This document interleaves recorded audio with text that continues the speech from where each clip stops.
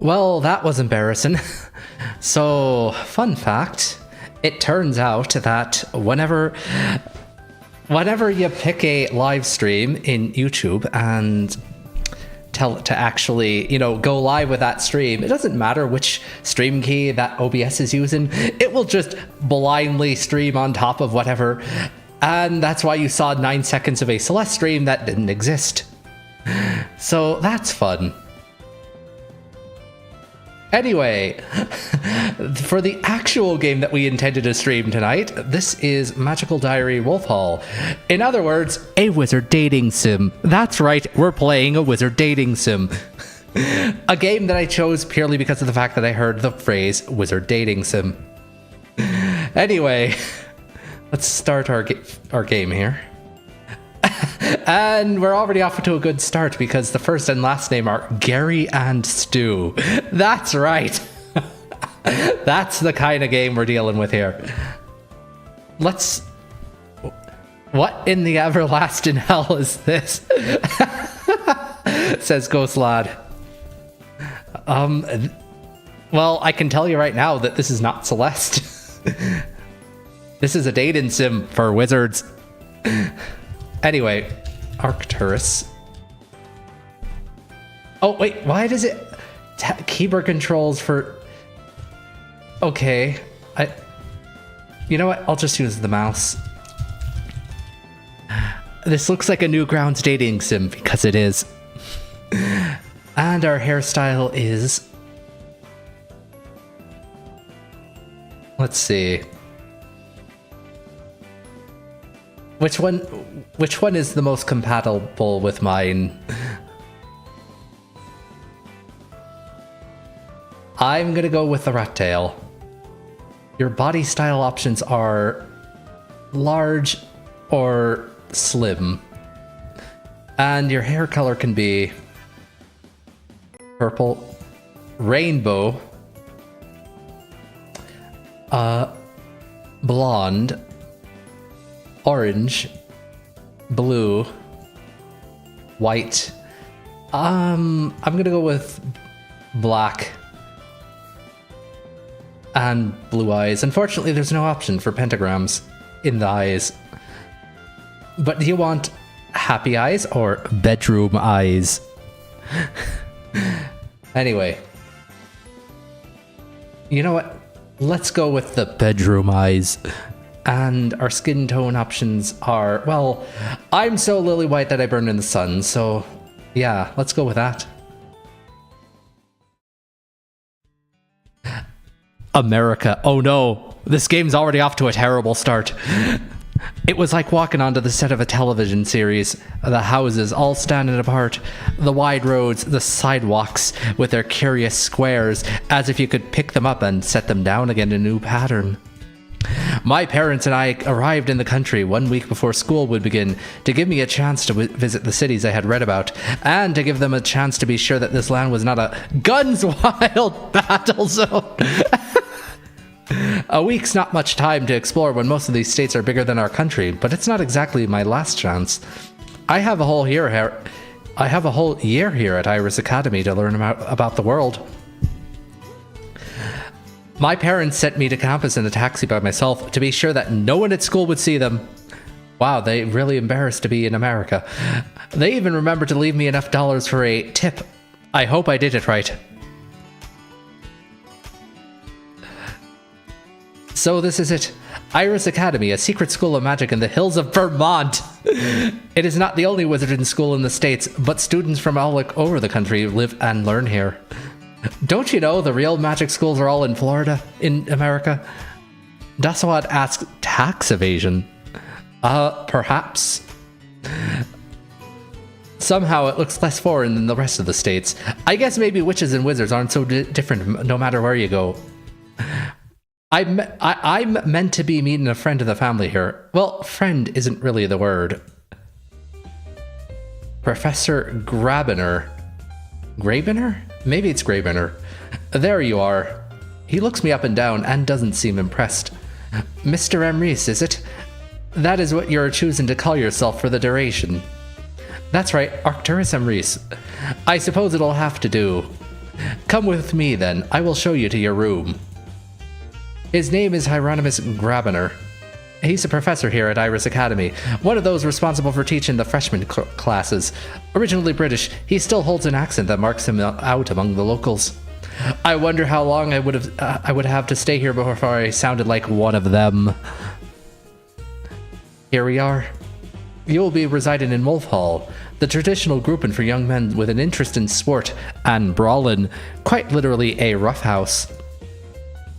I might have thought, considering your background, that you would have selected Falcon Hall. It would make a more useful environment for fostering social connections. Tell me, Arcturus, why a wolf? I'm not saying I'm a werewolf, but I like sports. Americans respect sportsmen. I don't want any pressure. Haven't you ever watched American television? The jocks are always the big men on campus. Doswad said 7 out of 10. I prefer not to watch such things. Trust me, if I wanted to be popular, I need to show that I'm fit and down to earth. An ordinary football-loving guy, that's what they like. He unlocks the door for me, then hands me the key. This'll be your room. Your parents sent some of your belongings ahead. I walked ahead to see where I'll be living. There's a bed, a desk, a lot of books, and a frisbee I found in a cheap toy store once. Too bad I don't have a dog to fetch it for me. Professor Grabiner steps in after me. I thought it was a Hieronymus Grabiner. In ordinary circumstances, all students are assigned roommates. Your family, however, negotiated a special exception. Somewhat counterproductive to go to such efforts to hide your identity and then demand special treatment. Well, I'm a VTuber after all. However, no one asked for my opinion. He really is just as grumpy as my parents warned me he would be. I am not certain why you are here at all. Your parents claimed they would wish for you to learn about other ways. Yet, Iris Academy is well known to be the most European of American schools.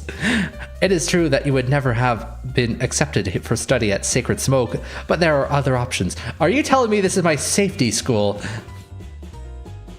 St. John's in Mississippi, the route, represents a blending of disparate American traditions. Training in hoodoo there would bring a valuable perspective to your magic. The pentachromatic system taught here, however, is not so different from your own. What then is the point? Pentachromatic system. Under this system, spells are grouped into 5 specializations known by colors, each themed around a central concept: red, energy; blue, alteration; green, life; white, spirit; black, objects.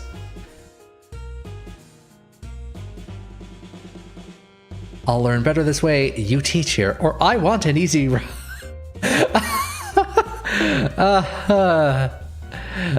no, I don't want an easy ride. But, let's see. I'll learn better this way. Hey, I'm not an expert, I'm just starting out.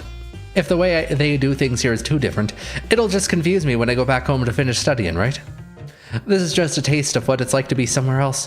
When I'm older, I can study in more depth. Reasonable. Oh, I was wondering, do you have a list of the freshman class? Is there anyone I should be looking out for? People not across? Noble families that might recognize me? Noble families, in the traditional sense, do not exist in this land. It's constitutionally forbidden. At least not among those wizards of European descent. If the natives have such traditions, they keep them very quiet. He flips open a large book to display a list of names. The most prominent students to be aware of in your year are the Dansons and young Jacob Blasing. Blasing? The Danson family is famed for their hospitality and commonly hosts visitors from around the world. They may have heard of your family by reputation. Mr. Blasing's fathers are known for their wealth and social connections. They might recognize you, but your son, I judge, will not. I scan through the list of freshmen. Raven Darkstar. Is that sort of name for traditional here? It is no more her birth name than Arcturus Emrys is yours. She is a wild seed and chose it for herself. Nothing interesting there, then. I keep looking. Tyrannus Lunch. Is she really a... Yes, keep your distance. I would rather not have to explain that to your parents. Getting anywhere near a lunch is probably a bad idea. Who else? Pastel. Oh, that girl with the wings. I've met her, but it was a long time ago. She probably wouldn't remember me. Miss Rao is assigned to Butterfly Hall. With Warden, you may be able to avoid her. He closes the book. The request to keep your identity hidden requires I not be seen giving you too much special attention. William Danson is a senior in Wolf Hall. He will be assigned to serve you as your guide. You should avoid seeking me out except in case of emergency. He pauses. Do you know why your parents sent you to me in particular? Every European noble family knows exactly why young Hieronymus Grabiner fled to the United States, but I'm not sure how safe it is to mention it. Oh no, did he do something? I am a living reminder of the cost of carelessness. One word out of line, and you threaten the existence of all you hold dear. That is very much a threat. That is not a warning. I assume your parents brought you here through the high roads. I nod cautiously. Fools, they think only of their own convenience. Tell no one. Do not speak of the other world under any circumstances. If you do endanger any of my students through your stupidity, I will kill you myself. He didn't promise, so that might not be serious? He straightens. I will leave you to situate yourself. Mr. Danson should be along soon. Good day. He leaves.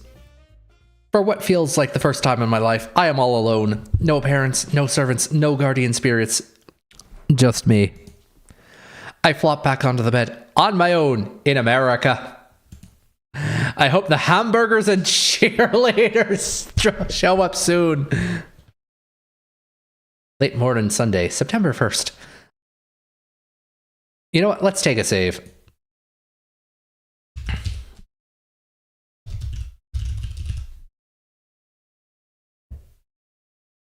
A while later, someone knocks on the door. Hi, you must be our exchange student, Arcturus, right? That's right. He offers me a firm handshake. William Danson, incoming senior class president, which means I got elected last year and I'm still in the position for another month. Also a fellow wolf, as you can see, which is why I've been assigned to be your guide while you get used to our school. I don't think we've ever had an exchange student at Iris, not while I've been here. So there's no standard tour prepared. You can ask me anything you like, and I'll come by a few times to warn you about events. Warn me. Is your roommate here yet? I don't have one. I open the door and invite him inside. Huh, that's weird. I was gonna explain. A lot of freshmen don't like having to share rooms, you know, but the school really values compromise and social integration. Learning to work as your team with your roommates is meant to be one of the tests. I've never heard of anyone starting out solo. Well, I guess since I'm not staying for the whole 4 years, they probably thought it wouldn't be fair. If someone else got used to me and then I left, I mean, suppose it's not up to either of us anyway. Just seems strange. Maybe it wasn't a good idea for my parents to make that request. I really wanted my own space, but I didn't think it would be such a big deal. So, a few things you should know. Tomorrow morning, there will be an assembly for all the freshmen where Professor Potsdam, she's the headmistress, will welcome you. Normally, you can set your own schedule after that. However, as your guide, I say for your first week, you should set one class in each of the 5 colors of magic. You'll never remember the details of the pentachromatic system from Professor Potsdam's overview. Once you've had a taste of each kind of magic, you'll have a much better idea of what you want to focus on. After the first week, you can do what you like. It's your choice how you think you'll learn best. Study only one color if you think it suits you. Spend time in the gym. Take a day off when you need to. What happens to students who take every day off? See, that's another test. You know, you have the freedom to set your own priorities, but if you don't take your work seriously, eventually you'll fail too many exams. If you build up too many demerits, you will get kicked out. I thought the music was fading out for some sort of dramatic reason, but apparently not. There's plenty of time to get help if you think you're slipping, though. If you have trouble with your exams, just ask for advice for the next one. Nobody wants a student to fail. Any other questions? What are the rules about dating? When can I get to the dungeons? What's the best color of magic? Okay, this is very forward. I see where you've set your priorities. Potsdam will give a pet topic later in the year, but the general rules go, it's fine as long as everyone consents as no one gets pregnant and no one gets pregnant. Other than that, I think you better meet people before you get too carried away imagining your love life. When can I get to the dungeons? You won't have a real dungeon exam for a month or so, but you can go down on weekends to practice your spells on dummy targets. You have to learn a few spells first or there's no point. Whatever else he was gonna say is interrupted by a shriek of girlish outrage from the hall. Excuse me a minute. He leaves the room and I duck out after him. Several people are standing in the hall, 2 guys laughing, one plump blonde who looks like she'd rather be anywhere else, and one wet, angry redhead. I'm guessing these may be the rest of the Danson family, William's brother and sister. V, is that you? What happened? What happened was Donald and his new best friend. And a water balloon. You are such a dork. You are going to be in so much trouble. What are you going to do, urchin? Tell Mom on me? She's not here. No, but I am. Come on, it was just a joke. Look at me, I am soaked. Here, let me fix it.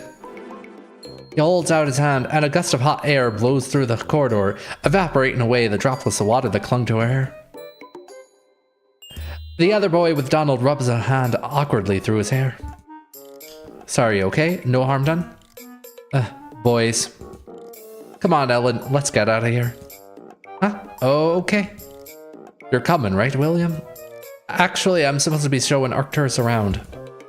Apparently, with William's height in front of me, no one noticed I was here and there until now. Wave, greet everyone, or look aloof. I'm gonna look aloof. I lean back against the wall and let William handle this. This is Arcturus M. Reese, Iris Academy's foreign exchange student. My brother Donald, my sister Virginia, and Luke Pfeiffer. Ellen Middleton, Horsehall. Which is where we should be going. William looks at me, but it's obvious that he'd rather go off with his sister and her friend. Go ahead, it's fine. I need to rest, or I should get to know my neighbors. I should talk to these guys anyway. We're all hallmates, right? Right. Alright, but don't forget, you can come talk to me anytime you have questions. With a few more farewells, he and the girls leave us alone. The blue-haired boy, Luke, tries to lean against a door frame, but misjudges the angle and stumbles backwards. Donald doesn't seem to notice. So, Arcturus, right? How come my big brother's shepherding you around like a lost goose? Teachers made him do it because he's class president. Oh, that. Do geese have shepherds? They have goose herds. It's in the fairy tales. He turns his gaze back to me. Foreign exchange student, right? Where are you from? Europe, Latvia, Illyria. I don't want to give away any clues about my real identity, so I pick a place I've visited before. Latvia, near Riga. Huh. I don't know anything about Latvia. I don't even know where that is. How very American of you. I just shrug like it doesn't matter. So how come you're here at Iris Academy? I always wanted to see America. Yeah, we're cool, aren't we? Sure we are. If they made some special exchange arrangement with you, I'm guessing you're a born wizard, not a wild seed, right? Yeah, you? Wait, you must be if your brother and sister are here. I knew they were a magical family already, of course, but I wasn't sure if I was supposed to know, since it was something Professor Gravener told me. But I'm Wild Seed, and my twin brother is here too. He's in Falcon Hall. Huh. Wild Seeds, magical kids born to non-magical parents, happen all over the world, but they're very rare. Two in the same family is pretty much impossible, from what my parents told me. Oh well, it's not my business. Is your roommate here yet? Actually, I lead the guys into my room as I begin my half-hearted excuse again. They seem nice enough, ordinary guys who like to have fun. I think this'll work out. Morning, Monday, September 2nd. The first thing I do when I open my eyes is try to roll out of bed on the wrong side. Ow. How do you roll out of bed on the wrong side, sir? Rubbing my nose, I switch directions and get to my feet without doing anything else stupid. And then I notice the time. I'm late for orientation. Why didn't anyone wake me up? Also, let's save.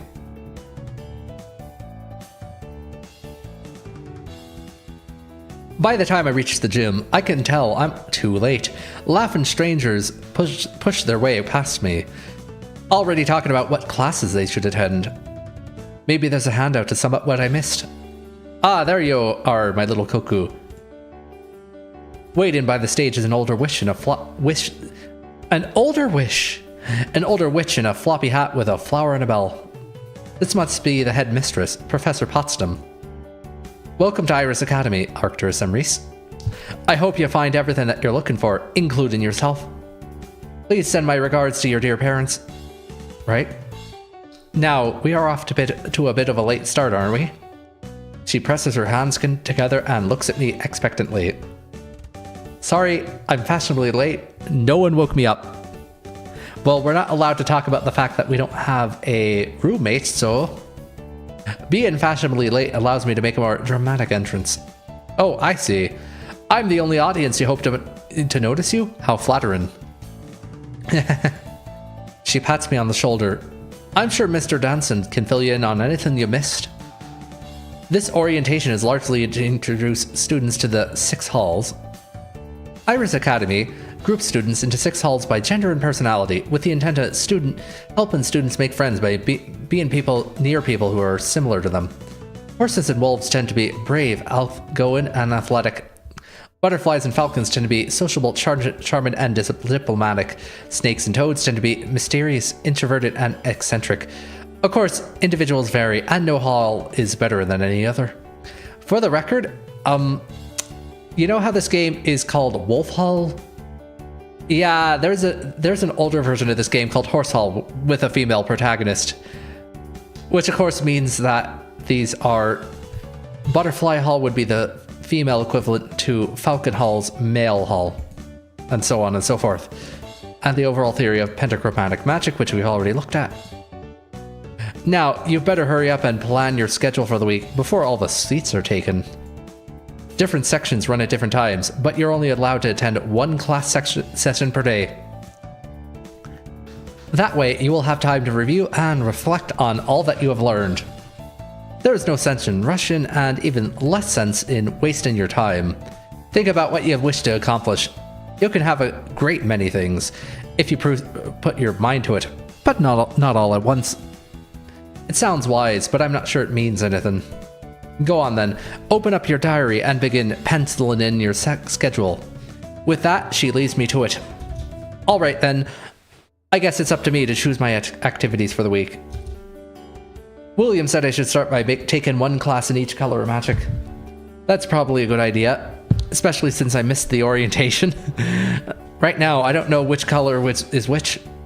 Alright, so for Monday we can study.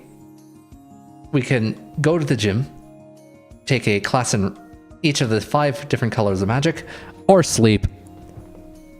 So of course, we're just gonna take 1 class each, since it's what they recommended. There's a buzz of excitement in the red magic classroom, one which quickly dies when Professor Grabiner makes his entrance. Get to your seats, hurry up, no chatter. Oh, you're teaching the red magic. Also, take a save. Always save. In this class, carelessness might cost you your fingers. He certainly doesn't set out to make friends, does he? Here you will be learning the seductive art of red magic, the evocation and control of energy. With this power, you might summon a breeze, light a fire, or call a distant object to hand. I say that is seductive, not because of the power of itself, but because simple minds prefer simple solutions. Oh, you're insulting your own students. Blast your enemies with lightning, tear buildings apart with earthquakes, let the world around you burn. Fall victim to such vulgar fantasies, and you'll leave yourself vulnerable to those capable of creative thought. He snaps his fingers in the air. One inattentive moment, and you lose control of the forces you have summoned.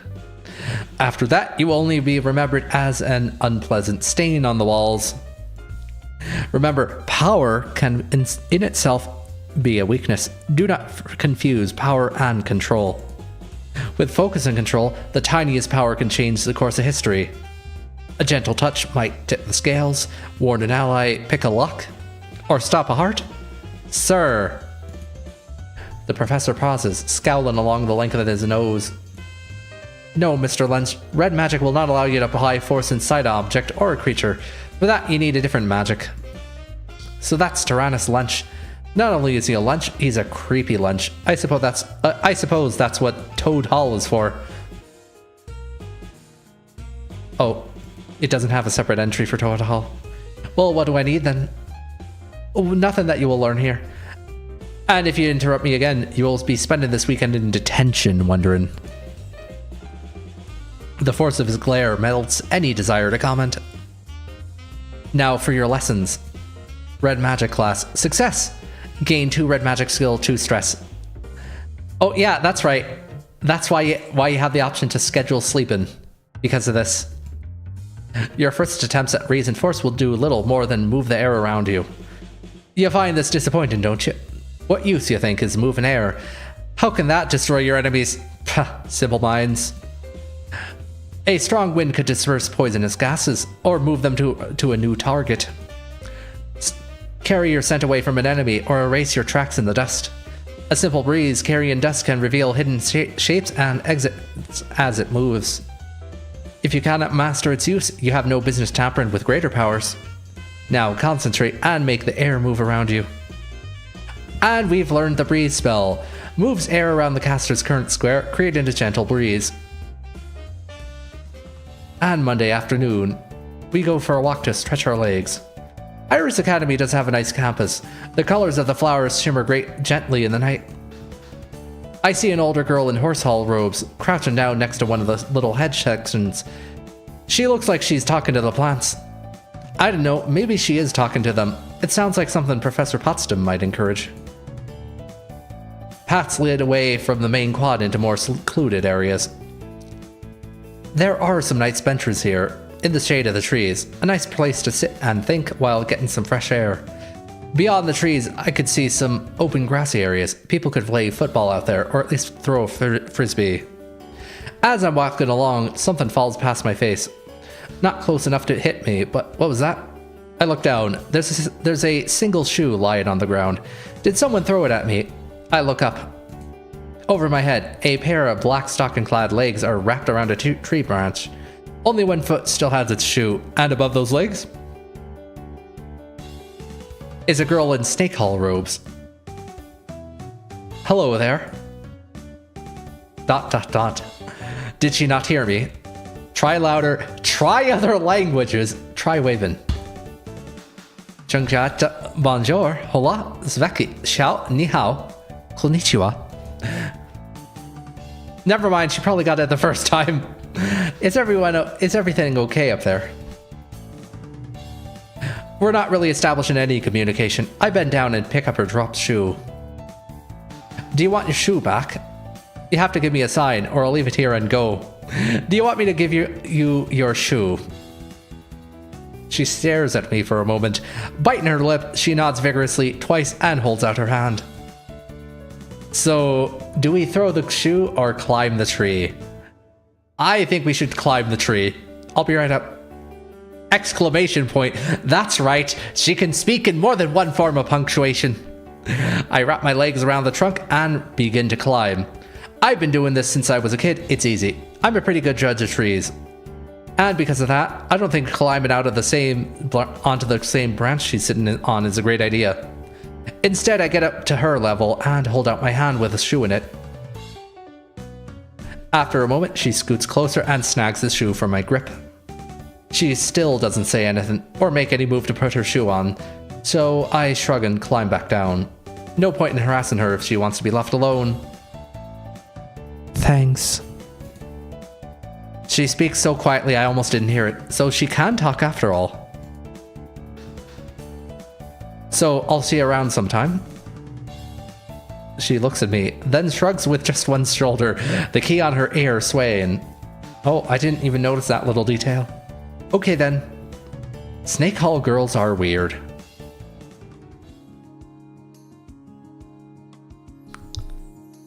And now for our blue magic class. Students assembled for blue magic gossip amongst themselves about what they might do with the power of illusion. One falcon boy, his face and hair decorated with glitter, is gesturing so wildly that at first no one sees the door open. Wait, you're teaching both classes. Mill about all you like, it's your own time you're wasting. I have no objections to failing you at the next exam. A flurry of robes as students scramble for seats. Here you will be learning the subtle art of blue magic, at least some of you will. I thoroughly expect this subject to go over some of your heads. Blue is the color of change. That is, altering what is already there, not creating, not destroying. It is commonly used in conjunction with other magical styles in order to perform alchemic transmutations and other alterations of essence. Blue magic can also be used to change the effects of an existing spell, to cast or dispel illusions, or to change locations without movement through intervening space. I have a feeling we need to remember all that. For a skilled blue magician, reality is fluid. All things can be changed. Wait, am I a blue magician? I'm kind of more purple. Yet few minds are capable of grasping the true range of possibilities. This looks very High Guardian Spice-ish. I can assure you this is not nearly as cringe. We'll see what you're worth. For the record, this is made by the same people who made, what was it? Long Live the Queen? And a couple of other interesting dating sim type games. Anyway, we have gained 2 blue magic skill and stress. The art of illusion involves changing not what a thing is, but how it's perceived. That perception comes in many forms. The illusion of taste or spell requires as much magic as that of sight. But sight is the most immediately apparent to most humans, and therefore where we begin. To change what is seen, your power must first understand what is seen and enhance it, to create or strengthen light. Light alone can be a tool or a weapon, a guide in darkness, a signal, a distraction, a blinding flash. Concentrate, focus your thoughts on changing the light around you. And we've learned the light spell. A gentle glow improves visibility in a location adjacent to the caster.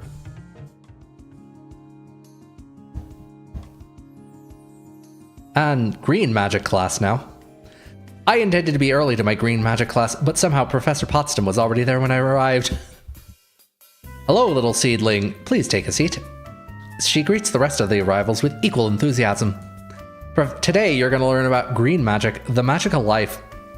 This is a very important skill for any witch or wizard to have, especially when you get to be a certain age.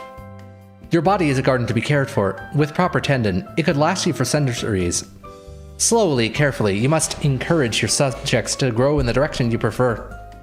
Remember, life has its own flow. You must understand its nature in order to coax it along. You cannot simply wave your hand and change a bear into a boar, unless the bear was designed that way to begin with. The better you understand the flow of life, the more your own strength will naturally increase. It is a slow path, but a rewarded one. And we have earned only 1 green. And 1 stress. Interesting. So, green magic is a little harder to learn, apparently. Or maybe Professor Potsdam just doesn't push you as much. Life by its nature comes to know itself. The longer any being has been alive, the more fixed its pattern. Your own bodies can tell you what they need, when they hunger, when they feel pain or pleasure, when something is out of balance. The first building block of green magic is learning to listen to life, to hear its song and see the shape of it. When your fingers can pick out that pattern, you will find the strands that are missing or damaged. This spell allows you to judge a life's strength and its weakness. After all, you'll need to know where the damage lies before you can heal it. Diagnosis determines the current stage of health of a living target and locates ailments and injuries.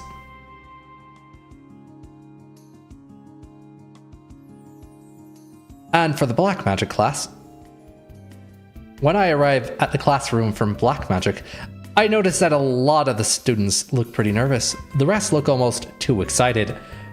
Those other students are evil. I'm sorry. Everyone catches their breath as Professor Potsdam enters the room. Hello, my little lapidaries. I hope you've all brought clean hands, as you will be using them. For those of you who are new to our magical traditions, I should reassure you that black magic has nothing to do with death or evil. Oh, so this is like dark magician black magic. There's no such thing as evil magic, there's only magic. The bad and the good come from how you choose to use it. Black is the color of weight, solidity, and permanence. Black magic is the magic of enchantment in physical form. With black magic, you can sculpt matter into works of art or imbue magical wands and charms. This does mean that cursed items are enchanted with black magic as well, but that's a caster's choice, is not the magic's. A pale girl with dark hair raises her hand. Yes, Raven. Wait, hold on a second. Raven. You know, you're gonna get sued by DC and Warner Brothers, right? This must be Raven Darkstar, the most chuny of wizards and witches. Since you're enchanted matter and bones are matter, you could use black magic to animate a skeleton, right? Ma'am, that's an interesting question. You could certainly enchant a skeleton to hold a spell or react in some way. You could set a skull to chatter its jaw when anyone came near, like an alarm. But to make something that could walk around and act on its own, you'd need to bind a spear to it. That calls for another kind of magic. We will get to combined techniques later in the year. She looks unhappy. The girl sits down. She certainly wants to show off what a goth she is, but she doesn't really nail the attitude. Now, please remove your gloves if you're wearing any, and let's get started. Black magic class? Okay, so we do get 2 skill and stress. So, is it just that green magic is harder to learn, or... Professor Potsdam walks around the room, placing a small stone cube on each desk. Take hold of the stone, let your fingertips explore the surface.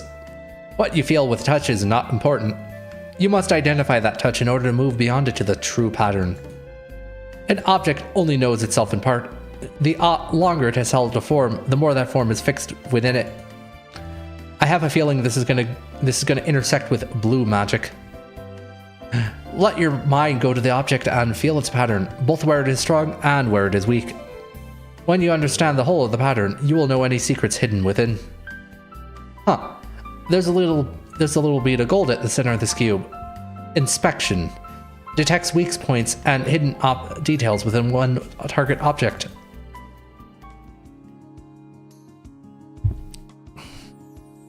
And finally, our white magic class. I intended to be early to my first white magic class, but when several minutes passed with no sign of a teacher, I wonder if I overdid it. The other students are starting to become restless when Professor Potsdam finally appears. Good morning, Starshines. You'll need to sit down before we can start, but take your time, relax, get comfortable. That's very important when working with this particular style of magic. Taking her at her word, I yawn and stretch before I settle into my seat. To some people, white is the absence of color, a blank canvas. In the non-magical world, white is a complete spectrum, all colors combined into one. To different eyes, white magic is both everything and nothing. White magic is a tool we use to access the spiritual... wait a second, are you telling me white magic is the necromancy in this world? Okay, sure. Ghosts, dreams, creatures from other planes, the thoughts and feelings of those around you. White magic will open these doors and allow you to communicate with all that is normally hidden. And it will also give me crackly audio because of Windows. Anyway, that's fixed. Increasing your facility for white magic will also improve your ability to learn other forms of magic. White magic is often considered the least practical of skills, and yet its depths are infinite. Literally infinite if I understand her. Under the pentachromatic system, white is the key to the other world and all that lies beyond. Now, there's one thing I need to warn you about. Some people have tried to use white magic to control minds and spirits instead of asking for their aid. Don't do it. You will regret it. Now, shall we go on with the lesson? If she really wanted to discourage people, why did she mention it at all? Anyone Wildseed wouldn't know it's possible, and anyone Wizardborn ought to know it's better. Maybe she's just a bit absent-minded and doesn't realize that her warning might have the opposite effect. Anyway, I had better pay attention to the lecture now. White magic class? Okay, white magic also only gave us one. The world that you see around you with mortal eyes is only a tiny sliver of the infinite realms that exist beyond. Many are far from your reach, but others brush up against the edges of this world. They can see you, and with the right eyes, you can see them. Open yourself will allow you to detect minds and spirits near you, but it will also make you more visible to them. Most spirits take little notice of those who cannot see them, but may react quite differently to someone on their level. Caution and good manners are important skills to develop in the study of white magic. That's right, we have to be polite. Fate says, was just going to point out audio, but I'm eating and you noticed before I could even try. Yep. It's, as far as I can tell, it's a long-standing Windows bug. That will never be fixed because Microsoft is Microsoft. I should switch to Linux at some point. And we've learned Spirit Sense. Detects nearby sentience, including ghosts and creatures of the other world. And Friday afternoon. I'm relaxing in my room after a day of classes when I hear raised voices in the hallway outside. But it turns out I was right. What can I say? I'm an overachiever. This is not funny. Hey, it's no big deal. All I did was use a little magic to blow confetti into her hair. The confetti was on fire. That's what the water balloon was for. Donald, you've done this twice now. Anyway, you hate Angela. That's not the point. She notices me standing at the entrance to my room. Arcturus, right? What do you think about a guy who goes around setting girls' hair on fire? That's not what happened. I think it's funny, it sounds dangerous, or I'm not taking sides. I'm not taking sides. Look, I tested on Luke first, okay? It's flash paper, it goes out in a second even without the water. It wasn't dangerous. And Angela's a senior. If anything had gone wrong, she could heal it without even blinking. Double backup plan. If you're so clever, how come you got caught? What good is a prank without an audience? But now you're stuck in detention with Grabby tomorrow, so I won't have to see you all day. She throws up her hands and walks away. Sorry about Urchin. Annoying or spirited? I'll go with spirited. Your sister's feisty. You're welcome to her. Don't think I've ever seen her interested in a guy or anyone really. So you've got your work cut out for you. Not what I meant. Whatever. Who's Angela anyway? Oh, she's a senior in Butterfly Hall. Short red hair, kind of a pretty prissy princess. You'd know her if you met her. And why'd you try to set her hair on fire? If you'd met her, you know that too. Besides, it was only a little fire. So now Grabs will make me scrape up chewing gum with my toenails or something. I hear he's got a nasty imagination. He's not so bad. If you don't piss him off. Yeah, not gonna help. Besides, I need a wind bell to tilt at. Oh no. What? A big monster? An illusion? A tilt and windmill's a monster. No, it's a reference. Sorry, your English is so good, I forgot it's not your first language. Maybe he's the one whose English is strange.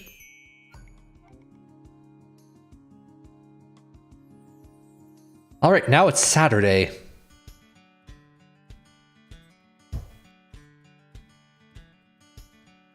I heard that I have heard that on Saturday mornings in America, it is traditional for all people to watch cartoons. Of course, there's no television or other low world culture at magical school, but I wonder if they might have some replacement set up to entertain the students. So when someone knocks on my door in the morning, I assume it's my hallmates coming to invite me for some fun.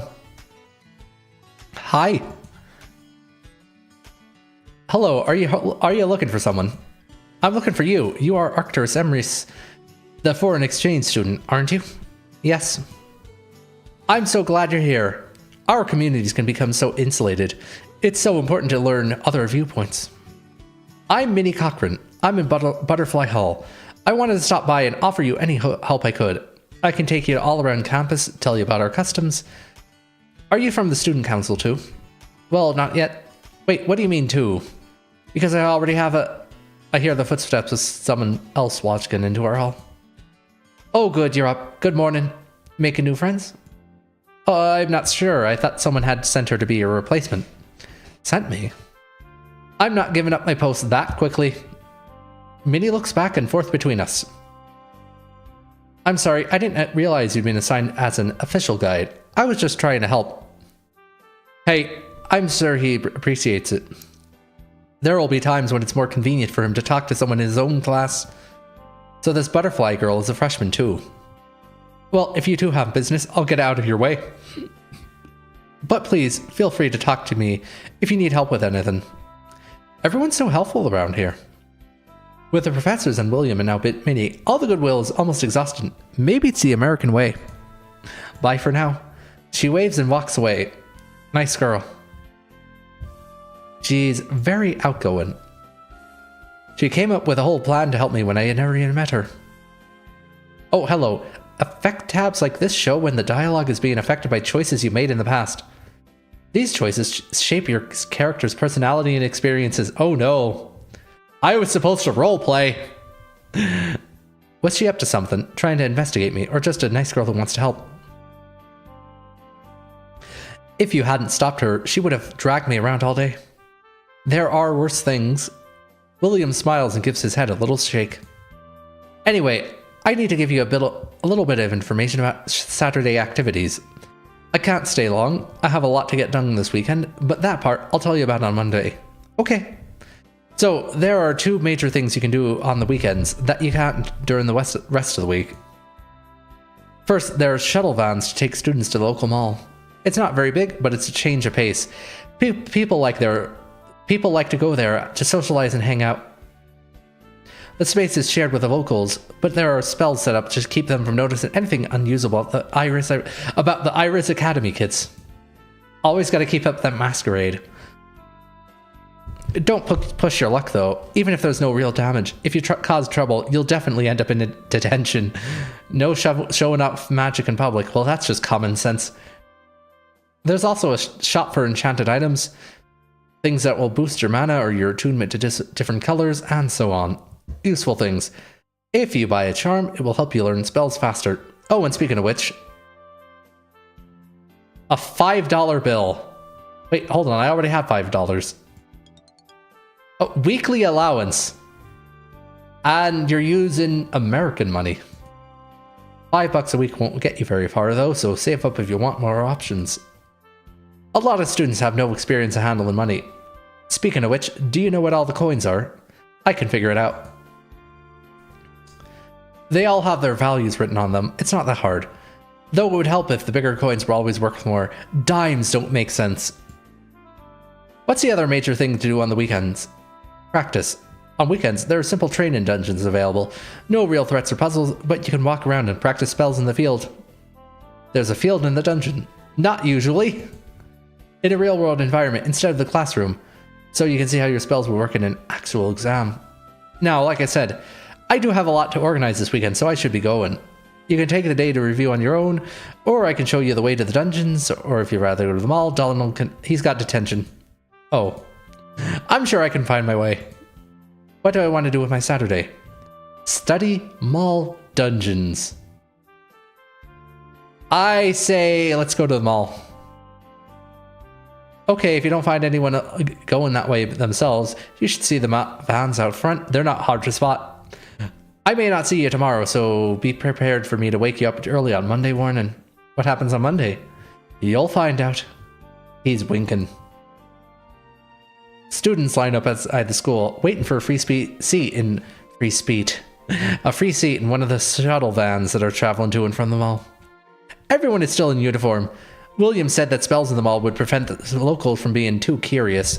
But from my brief experience of American fashion so far, I'm not sure we would stand out that much anyway. The spells do nothing. Fate says Celeste time for me. No. I did not actually stream Celeste. I clicked the wrong start stream button and it pulled the wrong stream. And now there's a 5-second Celeste stream in my privated videos. Anyway. The trip from Iris Academy's hidden forest to the nearest town takes about half an hour. Red brick buildings with bright white trim are packed together in the town center, but we do not stop there.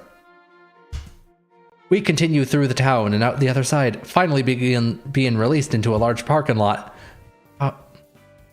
Compared to the monstrous malls I've heard about in America, or my brief tour of New York City's shopping streets, this place isn't much. And, you know, this mall looks a little Japanese. There's only one level to the mall, although some of the shops have their own upstairs.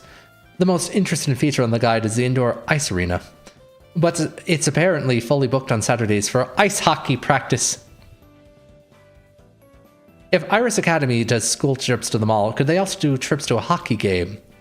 That sport doesn't exist at all in my country. I've never seen it played live. The current shopping population appears to be at least half students. I look around for people I recognize. Being twins, Luke and Logan are easy to spot.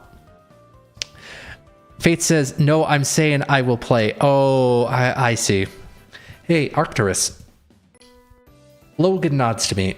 Greetings. Did you just get here? That's right. I'm not sure what's worth seeing. What would you consider worthwhile? There's not much, is it, right? There's the food court and the video arcade. Sir, you're telling me they have a round one? That's way better than the absolute nothing that we have over in Europe. And not much else. I heard there was a store for enchantments. The items shop, yes. It's down that branch, disguised as an empty shop front. You'll see it when you get close enough. Come on, I want a bubblegum waffle cone.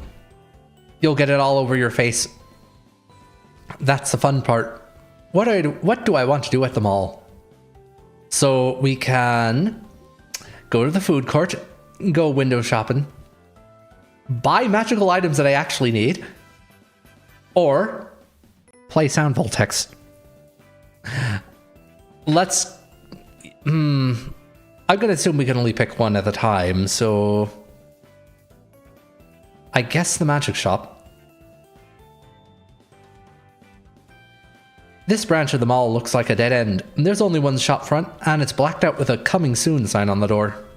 But as I get closer, the illusion fades away to reveal a second door, marked with a star on the side. Marvelous magical accoutrements. I like the little swirl transition. Inside, the walls are lined with shelves of enchanted objects, or so it seems. I've seen enough relics to know that the skull on display is not real bone.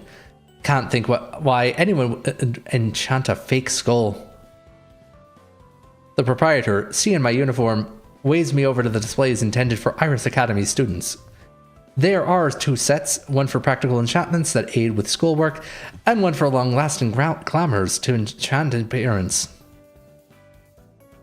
Glamours and enchantments. Oh, I think I know what this is for. Fate says, wow, this seems just like Ni no Kuni, but just not in the wild everywhere.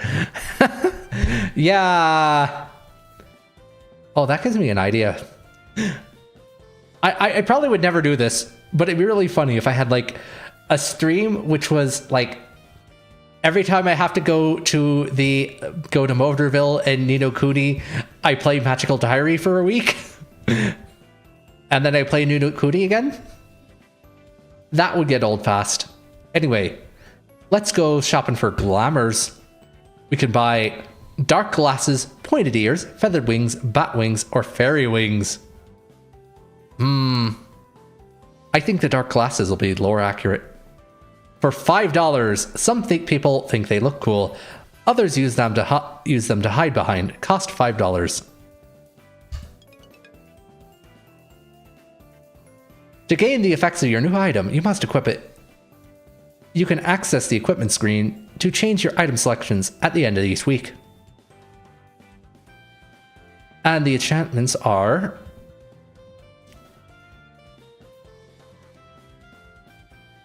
glasses, wands, normal and fancy wands, and different magical colors of charms.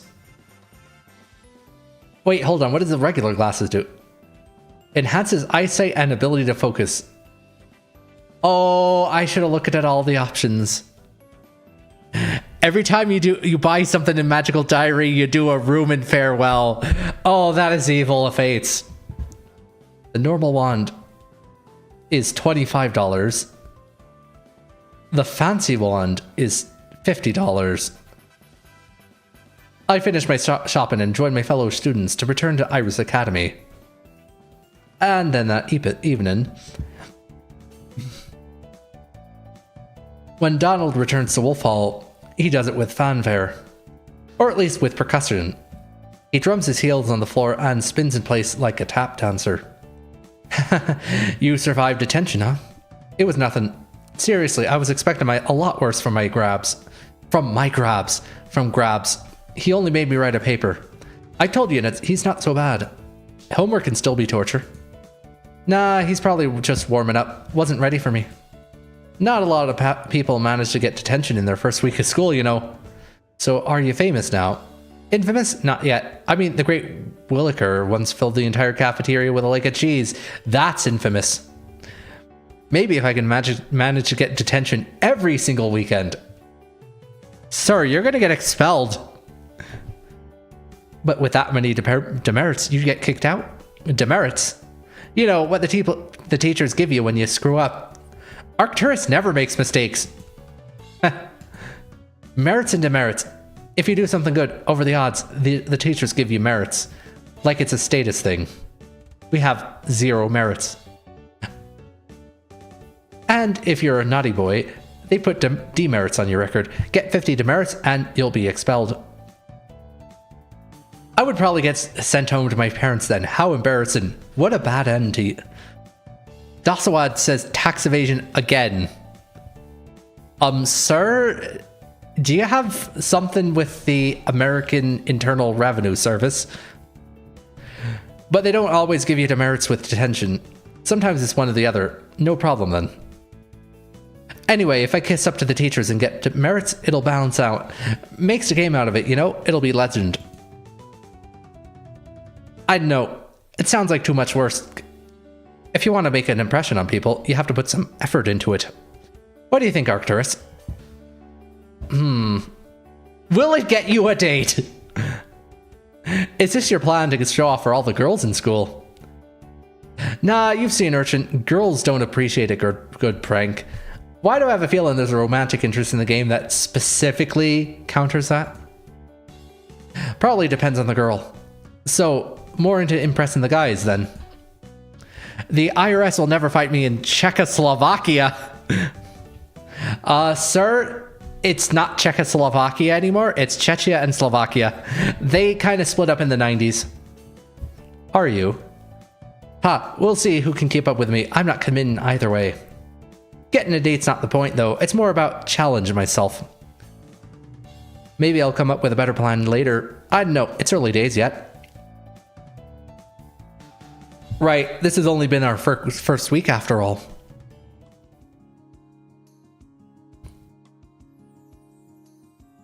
Alright, now it's Sunday. At midday, I head to the cafeteria for lunch.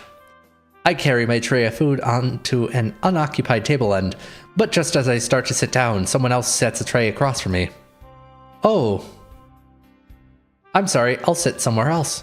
No, it's fine, there's plenty of room, have a seat. This girl looks familiar. I think she's Donald's sister's friend or something. What was her name? Wait, what? Hold on a second. Hold on. You're gonna have me. Fine then. Her name is Elizabeth.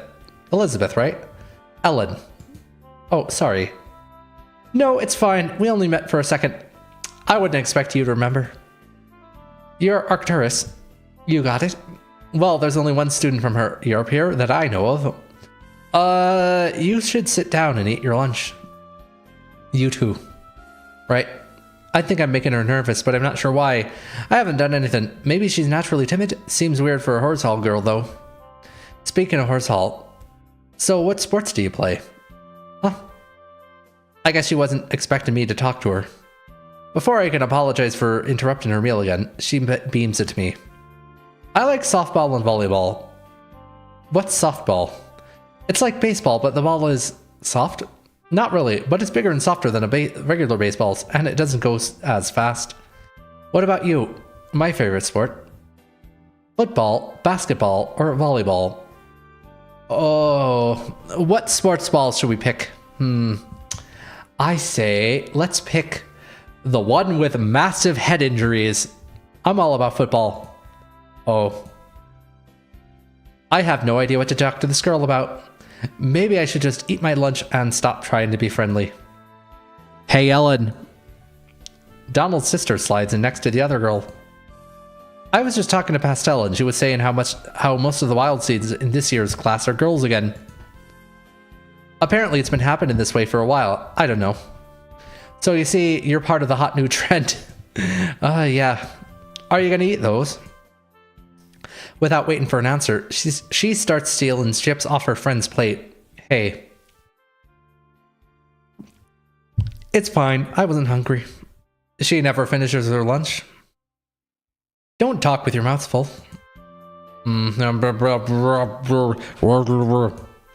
You're getting crumbs everywhere. I guess she's less timid when she's talking to other girls. I wonder if most wild seeds are female in general or if it's just at this girl. At this girl. At this school. You don't know. Shouldn't there be records somewhere? Probably. But you can't tell while they're still students. A lot of wild seeds drop out. Drop out? They're falling down. Drop out of school. They quit, they don't graduate, and then they aren't magical anymore. As if they've never had the choice. When a young wild seed first manifests powers, pronouns. Magical creatures and okay, so they have non-standard gender neutral pronouns. Okay.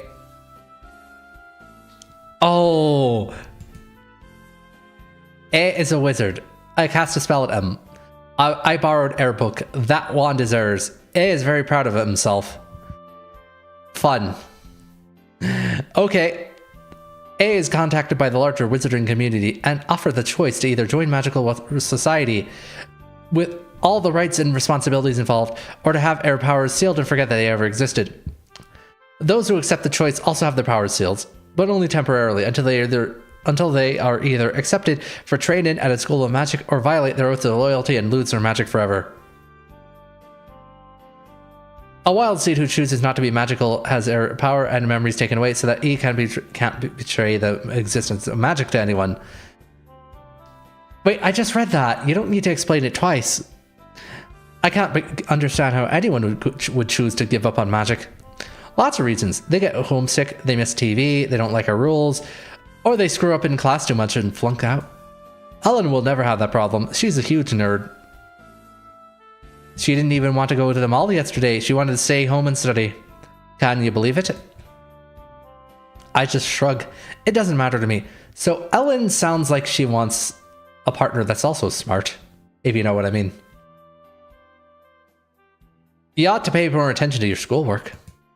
Boring. She grabs the last chip from Ellen's plate and stands.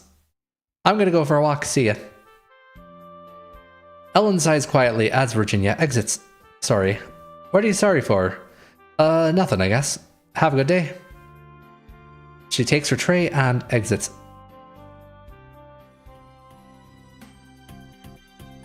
At the end of the week, I have the chance to review the things I've learned and make preparations for the future. Which means we should probably make another save. If you have items in your inventory, you can equip or unequip them now. Items will only have effects when worn. So, let's check our diary. We have Hot-Headed Infamy lunch encounter today. Oh, hello.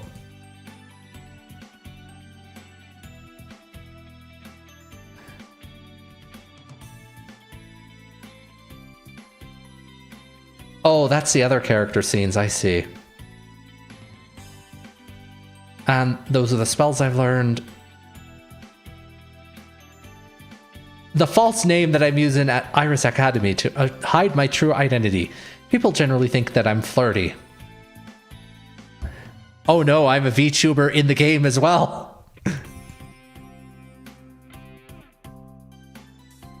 Oh, we've already seen the spell book. Let's see. So, this uniform can be changed out? Or, oh, I see, that just removes them. So, yeah, do you want some really, really ill-fitting classes?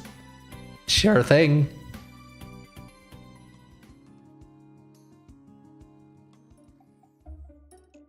Someone's knocking at my door. What's going on? It's too early for classes. Hey, mind if I come in? Oh, right. I'd forgotten he said he was going to drop by. Thank you.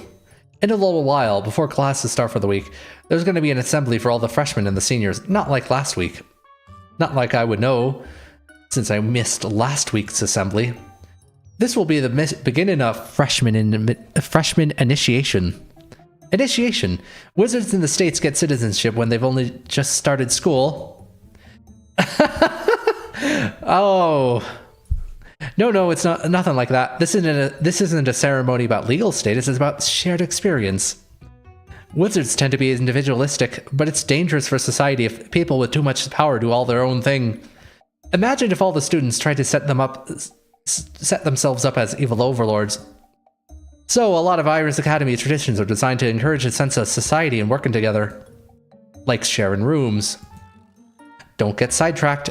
I'm sure the professors know what they're doing. So the idea of freshman initiation is that the entire freshman class has to suffer together. Suffer? Nothing actually dangerous, just embarrassing. The seniors will give you commands and you're expected to follow them. That doesn't sound so bad. There are more rules, but it's supposed to be a surprise. You'll find out at the assembly.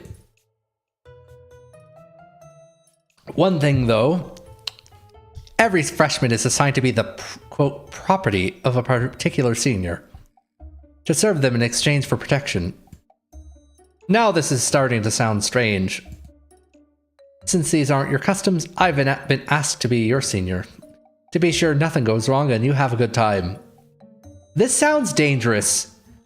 And potentially a violation of a certain constitutional amendment. Setting me apart from the rest of the class again. I don't want special treatment, or I look forward to it. Sure. Let's see if you're still saying that by Friday. Come on, since I'm managing the initiation, I need to be there early. I can show you where to go. The gymnasium is filled with students, freshmen and seniors. Most of the freshmen look sleepy and confused. The seniors, however, look smug. They know what's coming.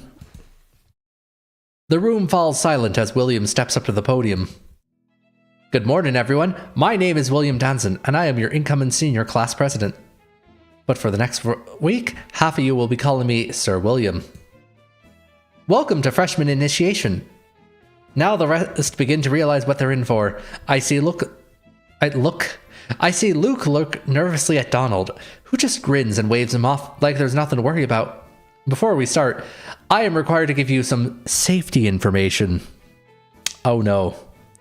Nothing that happens this week should cause you or anyone else physical harm. If you are ordered to do something dangerous, or that you know is wrong, please go to a teacher immediately. Now, all you freshmen, please line up. One at a time, come up on stage, announce your name and where you come from, and receive one of these initiation handbooks. As William requested, I helped start the process by going up first to recite my fake name and background, then stand near the stage to watch the rest. This part I understand. Most of us are strangers, even if we've had a few classes together. I've read through the list of class names, but I haven't had a chance to match them all to faces. The quiet girl from Snake Hall turns out to be Barbara Solmoro. And that's Jacob Blasing, who Grabiner said was a prominent student because of his family. I'm surprised Grabiner didn't warn me about this initiation business, if it's such a big deal. Maybe William's just trying to make it sound important because he's in charge of it all. Well, the seniors aren't doing the same introduction routine as the freshmen. The handbook William gave me appears to be a list of names and black and white pictures, so that should be helpful if I ever want to look someone up. Wait, there are pages of rules after all the photographs. We are required to memorize the full names of all seniors and address them as Sir or Lady. So that's what Sir William meant. And there's more. We have to memorize a silly poem and recite it on command. We must never show our backs to a senior. We must never be taller than... Wait, how do you do that? Never be taller than... What if there's a very short senior? We must always respond to requests with... Oh, the introductions have finished. William's at the podium again. Now, as well as serving and honoring the entire senior class, each one of you will become the property of one particular senior. Your senior is your master, your best friend, your worst nightmare, and your only protection from the rest of us. Stand and wait, and we will choose. He hops down from the stage and immediately places a hand on my shoulder, claiming me. Now stand back and watch. The rest of the seniors stride out onto the floor, bold and loud and confident that their every word will be obeyed, while the freshmen cluster together like sardines among dolphins. You're taller than me, freshman. Get down on the ground. Ma'am, this sounds like wrong? Don't turn away from me, freshman. I see your back. No threats are issued, only commands, but the younger students obey without question, spinning this way and that, cringing and kneeling before their supposed masters. Most of them, anyway. What are you looking at, freshman? I quickly flip through my book. The butterfly senior's name is Angela Kirsch. Answer me when I speak to you, worm. That's what you are, isn't it? A fresh worm. Now get down on the ground and wriggle. She's not backing down. Is that senior gonna hit her? I start to step towards the pair, but before I can leave William's side. Huh. I think I like you. I think I'm in danger. I think you should be mine. Oh no. Is this freshman choosing the business normally such a battle? I turn to ask William about it, but he's staring in the direction of a different group of freshmen, a worried expression on his face. Following his gaze, I spot Ellen picking herself up off the floor with the assistance of someone who must be her new senior. A very distinctive, distinctive-looking character from Falcon Hall. Sir, you appear to be blue. I don't know. I mean, they sort of just make everyone study American history, but usually American race relations don't involve blue people. His skin is as blue as a diva's, but those are not the feathered wings of a Drangani warrior. They give him the aspect of a devil. Clearly, he is of otherworldly origin, but beyond that I do not recognize the exact type. It takes only a moment to find his entry in the handbook. Damian Ramsey. Not a name that gives me any clue. Who's ever heard of a Ramsey? But then, who's ever heard of an Arcturus and Reese? Names only tell you as much as someone wants them to. I feel seen. Shaking my head, I look back at William. Everything okay? I'm not sure. I've got to keep an eye on things here for a while. Make sure everyone's got a partner that needs one and so on. You should probably get on with your class schedule for the week. So what do I have to do next for initiation? Read the handbook. Generally, if a senior gives you a command when I'm not around, do what they say and try to enjoy the experience. Bates says Gordon Ramsay. Oh no.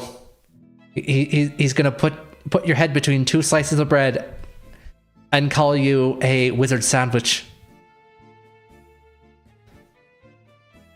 If you have problems, come and find me. If anyone gives you serious trouble, tell them I ordered you to. You're my freshman after all. My word outranks everyone else. And I will give you a personal assignment later in the week, but for right now, don't worry about it. Well then. With that in mind, I head out to decide on my class schedule for the week. Alright, so we have... Let's see. We haven't done any studying or gym stuff yet. And we do have a lot of stress.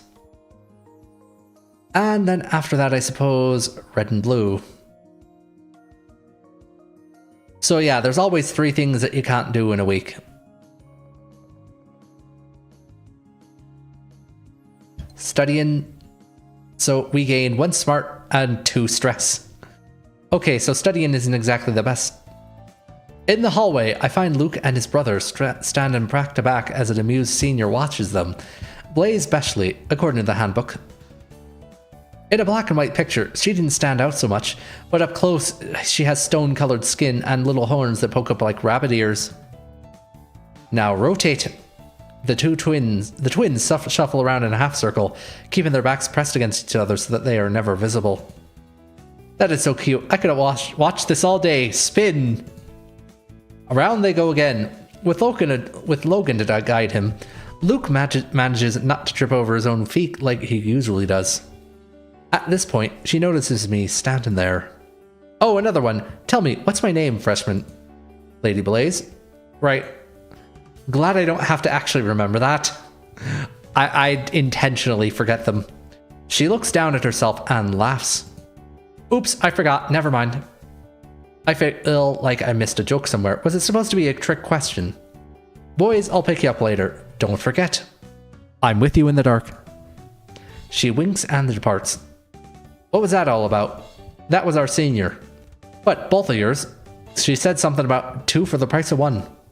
Except he looked different this morning. I suspect she enjoys disguising herself to confuse the freshmen. Do you know anything about people like that, Arcturus? People who can change the way they look? Well, anyone can put on a glamour with enough blue magic. It wasn't an illusion. I did check. The change was real. Logan must be ahead of me in his blue magic studies if he can see through a spell. Some kind of shape-shifting then. I don't recognize her stock at all. I've never seen one before. I assume she's related to a type of otherworld creatures native to the North American area, but I wouldn't know, and as wild seeds, they wouldn't either. Ask Donald, maybe? He might know. Is it rude to ask about what kind of person she is? I can't tell you what someone that I don't know will think is rude. You have to ask her. That's right. Don't get cancelled. You never managed that. Shut up. Still, I think we've come out well with the senior we got. She seems interested at least.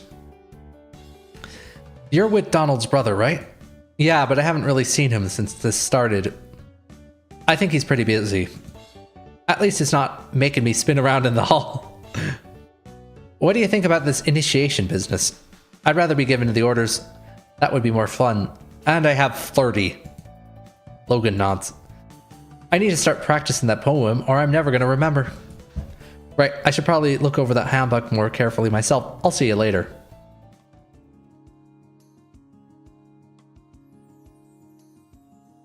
And Tuesday morning, I leave my room early in the morning in the hopes of avoiding seniors, but good morning, freshman.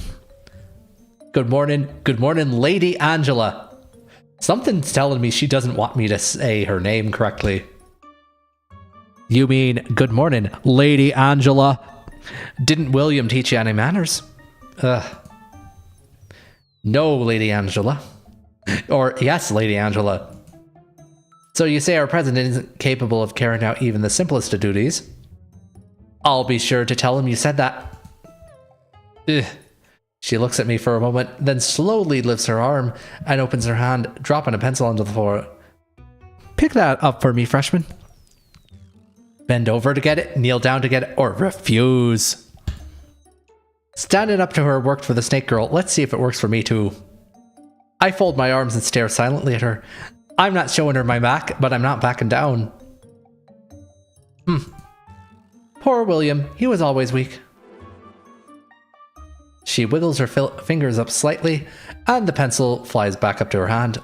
Well, be on your way then. Maybe if I get out of the hallways, this will be easier. I head out into the open, but... You, Emrys! A senior from Toad Hall calls out to me. He has an afro! A green afro! A senior from Toad... Oh, go to the cafeteria, get coffee, tell them Big Steve sent you. Okay. At least it's not a difficult task. Right now! Some people just can't handle mornings without coffee. I turn in the direction of the cafeteria, only then realizing that I'm showing my back to a senior, but he doesn't say anything. Apparently, Big Steve cares about coffee more than he cares about throwing his weight around. I hurry to the cafeteria and pick up his regular coffee order. Good morning, Arcturus. Good morning, Sir William. Grown, or I have to take bit. It's okay, you don't have to call me sir. But you do have to do what I say. He hands me an envelope. Instructions. Don't look at them until after you've finished your activities for the day. I wouldn't want to distract you from your studies. Thanks. Have fun. I'd better get this coffee to Big Steve before anyone else can give me an order.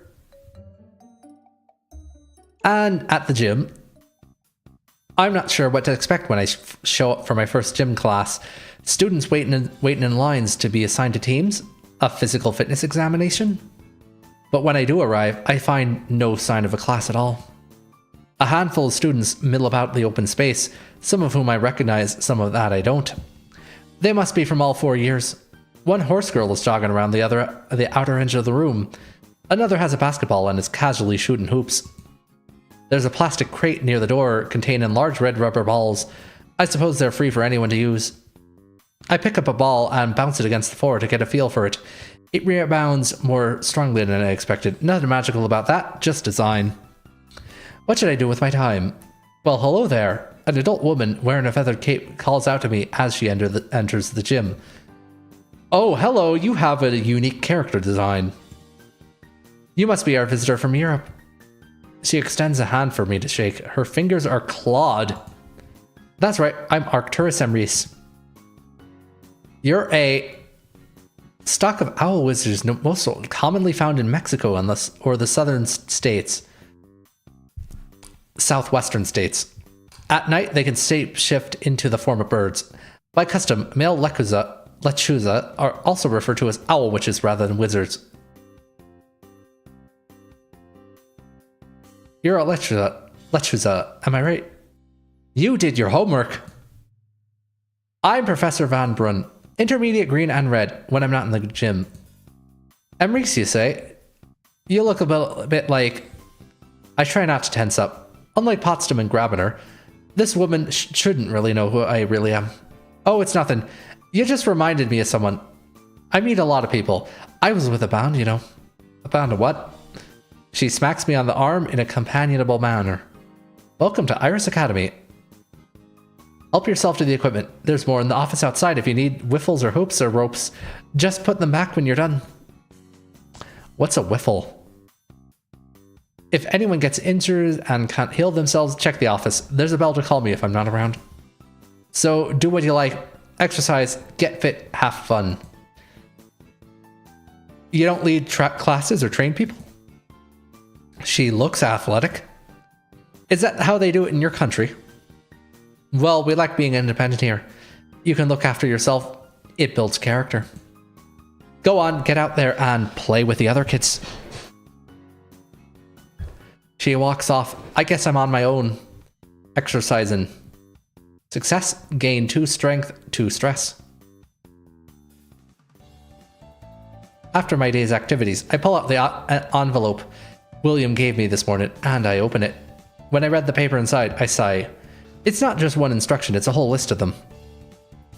Go to the school library and find a freshman who comes from. Check behind the curtains in the... Every command, ask a question at the end to prove that I've carried out the instructions, like some sort of school quiz. Wow, this school is like... Wow, oh man. I'll have to go all over campus to figure out these things. I have no idea how long it'll take, But if I just make up answers, they'll definitely be wrong, and he'll know I didn't even try. William's under orders to make sure I get through initiation without trouble. What will he do if I just don't bother? Fill the list or make up answers? You know what? I feel like being a lickspittle tonight. It's not like it's horrible torture, it's just a little extra work. I may as well get it done. The first instruction is to find the school library and count the number of magazine racks. I don't even know where the library is, but I think I know someone who does. I'm in luck. I find the right person just by walking into Butterfly Hall. Oh, hello, Arcturus. Hi, look, I was wondering, could you show me the way to the school library? Sure, I'd love to help you. Why do you need to go there? Are you working on a research project? No, well, here. I hand her the list. Oh, it's like a scavenger hunt. The scavenger. Where you go around looking for strange little things, except that's usually a competition and the clues are riddles. So this is your initiation task. What a nice idea. William's your senior, right? Right. Who's yours? Brian Balcombe. He's a wolf, too. He's very athletic. He's given me a set of exercises for my task. Oh, if you have a task to work on, I can leave you alone. Just tell me where to find the library and I'll... No, I want to help. Come on. She marches off down the hallway, and there's nothing for me to do but follow her. So that's right. If I hadn't, asked her... Sorry, if I hadn't, decided to actually do the tasks, I wouldn't have met her, and, the whole point of this game is romantic success, so... The Iris Academy library turns out to be fairly small and tucked away in the back of the building. The bulk of the collection appears to be general encyclopedias and foreign language dictionaries. I mean, you can maybe, I don't know, learn Japanese.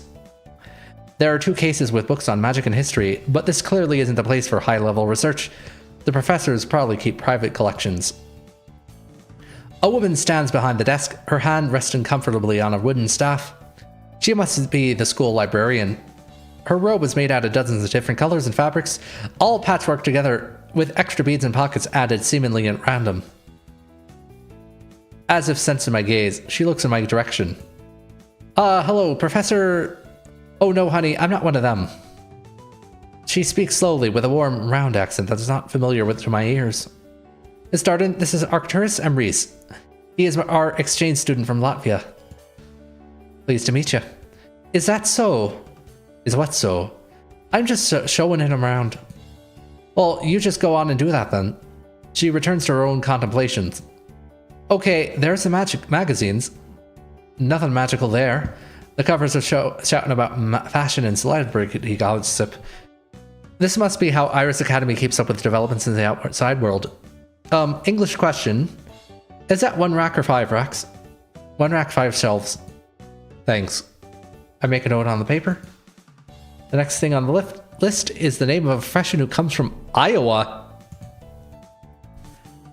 What are these places? I guess I'll have to go door to door asking about that, but it means I won't need Minnie's help. Nancy Meyer in Snake Hall. Oh, you know her? Not very well, but she's the only person who said she was from Iowa during the introductions on Monday. Something's telling me I shouldn't have slept in. She remembers the entire list of introductions verbatim after only hearing it once. I'd better be very careful what I say to this girl. Alright, next I have to look behind the curtains on the stage in the gym. To the gym. By dinner time, I've filled out my list, and Minnie has dragged me all over campus in the process. I wonder if that's what William had in mind. I may have learned a few things, but it's tired me out.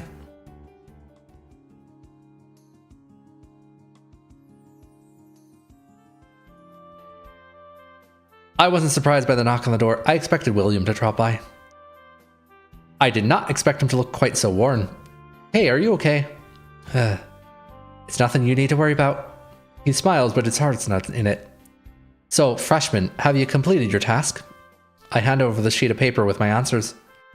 He looks it over and smiles. Not bad. Anyway, that's probably the last you'll see of me for a while. I've got to set things up for the finale.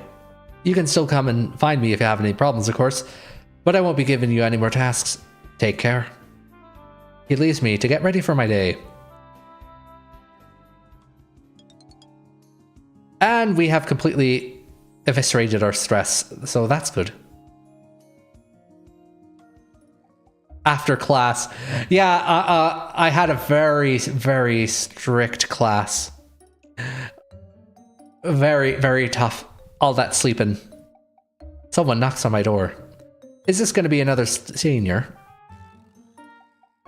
Sure, why not? There's only one way to find out. Outside, I find Barbara, the quiet girl from Snake Hall. Ah, hi. Were you looking for me? She hands me a folded piece of paper. I open it up. The cursive handwriting takes me a moment to turn to words, but then I read, I need William Danson's socks. What? She stares at me. William's socks. Is this for an initiation task? She nods, a quick jerk of emotion. So why are you asking me? I know she can talk. For some reason, she just doesn't want to. I guess because I'm William's freshman, you thought I could help?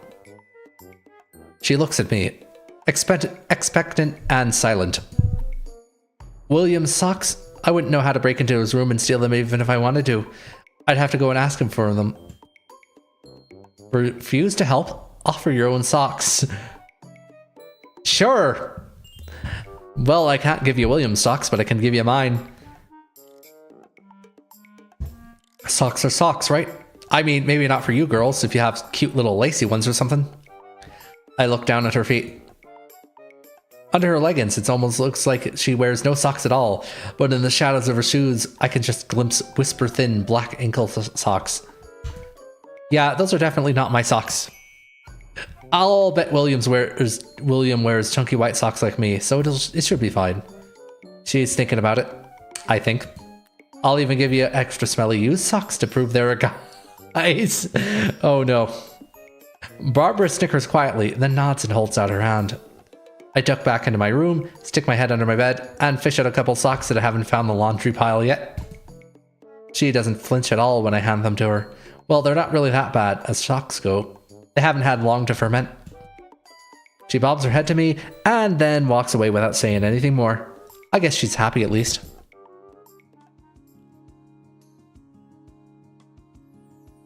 Alright, red magic class again. And Professor Grabiner's back. When Professor Grabiner arrives for class, we're all waiting quietly in our seats. He proceeds to walk to the front of the class, looks down at his desk and frowns. He picks up a folded piece of pink paper and glares at it as if it had been a cockroach in his pudding. Unfolding it gingerly, he begins to read aloud. Let me not to the marriage of true minds admit impediments. Love is not love which alters when it alteration finds. What is this poetry? Wait, isn't that Shakespeare? Why is he quoting Shakespeare? Did someone write him a love letter? How profoundly unoriginal. Bates says, sorry, quiet. Oh, that's fine. There are a few giggles, quickly smothered as his gaze sweeps the classroom. Would the author of this little missive care to identify him or herself? Considering his reputation, who would write a love letter to Hieronymus Grabiner? That Raven girl, maybe. To my surprise, it's that blonde girl who stands up. It's mine, sir. Ah, Miss Middleton. And do you expect me to be flattered by your childish affectations? My what? But it's not 10 demerits and detention this Saturday. Oh. Oh, wow. That's 1/5 of an expulsion right there. I can explain. For initiation, I am not interested in your excuses. In the interest of avoiding further disruption to today's lessons, I think it best that you leave the classroom now. Perhaps by tomorrow you will have time to think about your actions. Her face crumples damply and she leaves the room. Don't get on this man's bad side. I'm not sure that was fair. Red magic class. Okay, we got one red magic, one stress.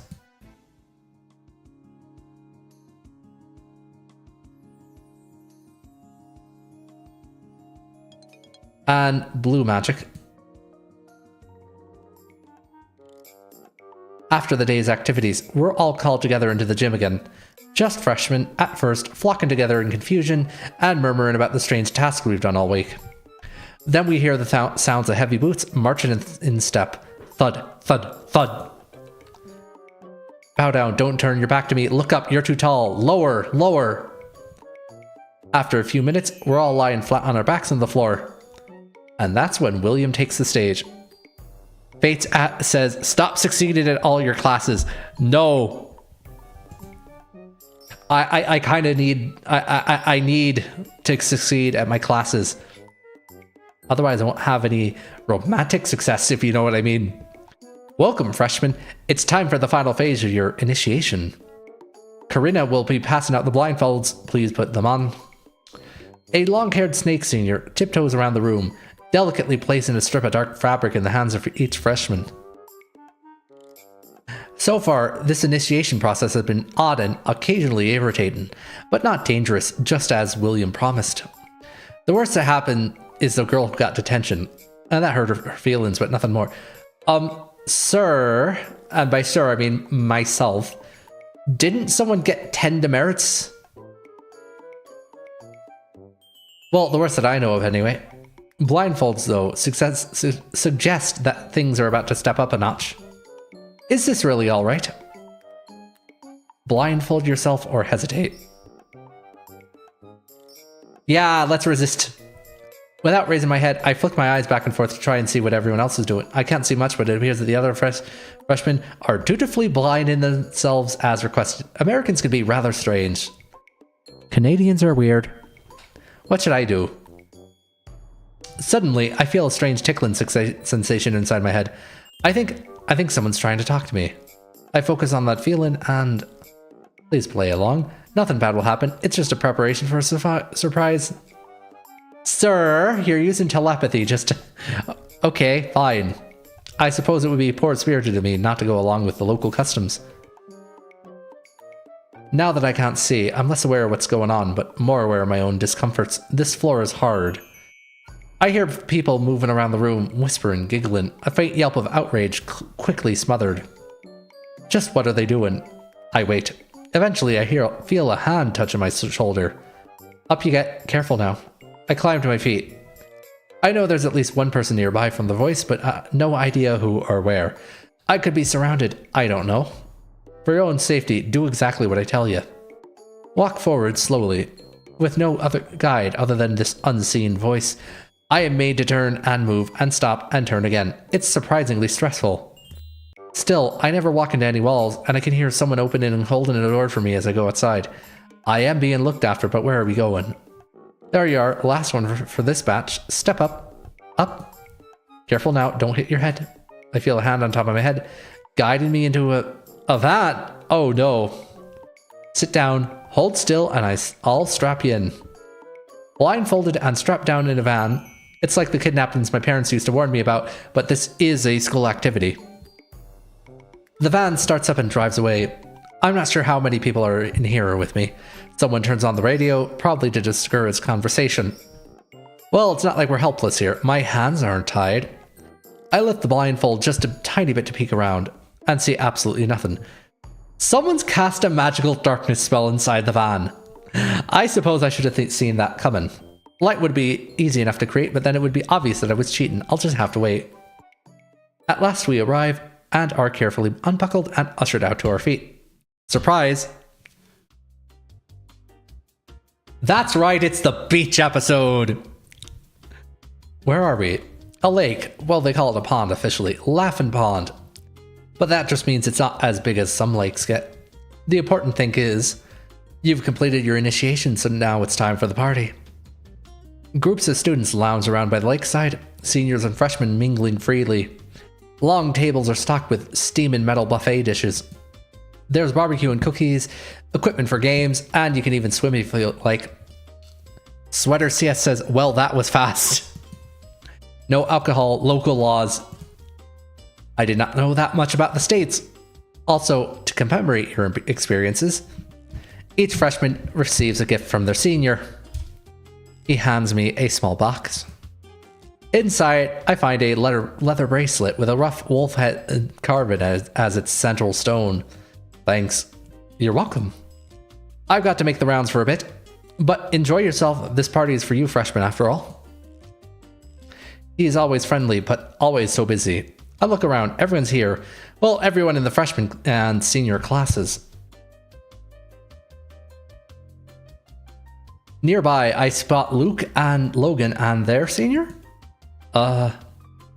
Okay, so it's not a... Fortunately, it's not swimsuit, so I don't have to quickly jump away in case I get yelled at by YouTube. The butterfly notices my attention and smiles at me. Actually, wait. I have no idea what that... probably not. That probably wouldn't be a problem for YouTube, but it may be for Twitch. Well, tell me, what's my name, freshman? The voice is completely changed, but the intonation is the same. So this is what the twins meant. Blaze? Not gonna make it a guess with lady or sir? That's taking the easy way out. Technically, initiation is over, so we don't have to do that anymore. Clever. More than we were. Stay and talk with them or mingle with others. You know, I want to know more about this shape shift in person. So what happened with you? Well, we met at the start of initiation, of course, and I asked them to greet me politely. When I called him Sir Blaze, he scolded me because he's a butterfly and officially a lady in the handbook. Then when I called her Lazy Blaze, Lady Blaze, she asked if I needed my eyes checked. Oh no. It's initiation, I'm supposed to give you a hard time. So which do you prefer? I don't prefer either, they're both me. I'm an Akabesh. For us, male and female is more like what sort of clothes you feel like putting on in the morning. But under Iris Academy rules, students are required to be split strictly into two categories for ritual purposes. Is this one of those anti-woke Republican bullshit laws that the Americans always have to deal with? I say that knowing full well that my own country is doing the same sort of bullshit. Anyway, I wonder what that's all about. This year I chose Butterfly Hall. Sweater CS says, that's so gender. So I'm officially female, even when I'm male. That is a mood. Like I could shit post about this. But I can still say he, right? When I'm like this, I am he. But she is fine too, because I'm officially that. Or if you like. I don't like they, though. That makes me sound like I'm two different people, and I'm not. I'm always me. Oh, you're one of them. You're one of those people. Singular they is a thing. Get used to it. Sweater CS says, yeah, is this school set in Missouri? I think it's actually Vermont. So 2 for the price of 1 doesn't count for you as well. You are going to be so much trouble when you grow up. Oh, she got you. And you tease yourself without needing my help. What are Blaze's thoughts on it? Good question. Logan jostles his brother playfully. Come on, let's go check out the games. Okay, you're coming right, Arcturus. Sure. We spend the afternoon relaxing by the lakeside. I didn't actually need to take a day off sleeping. Oh, I know a guy from Vermont. Maybe he goes there, says Sweaters, yes.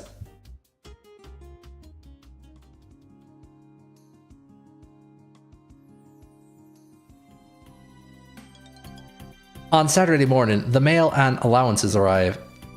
I receive what looks like a card from my parents, but turns out to be an invitation to take tea with Professor Grabiner tomorrow.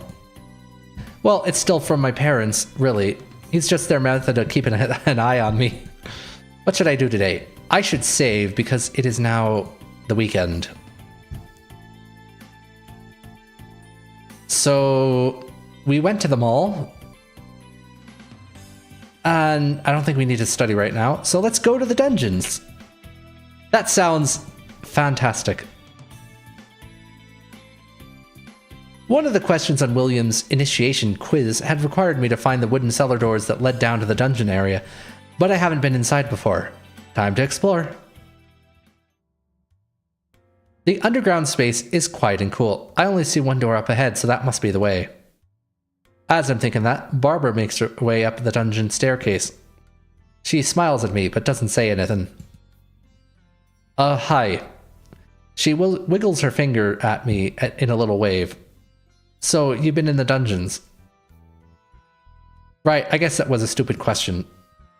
Are you done? What's it like down there, or goodbye? She pauses. Empty, mostly. She hurries past me and away before I can react to her speaking. Well, I guess I better go in. As I step onto the staircase, my ears begin to tingle. Suddenly, inside my head, I hear a familiar voice. Welcome, freshman. Please pay attention to the safety instructions before you make use of the dungeons. This must be a magical message set up to play whenever someone enters for the first time. There are no hostile creatures in your practice area, only a harmless plant that you can use for target practice. Don't feel bad about smashing it, I have many seedlings. However, it is possible for you to injure yourself by casting spells unwisely. Please consider the consequences and be careful. The message doesn't include what the consequences are. Also, there are no hidden treasures in the practice area. Experience is its own reward. Oh, are we going to level up? So, whenever you've experienced enough, you can walk back up the stairs and exit. Have fun. The message fades away. You can move around the dungeon with the arrow keys or by clicking the arrows on the... Oh no.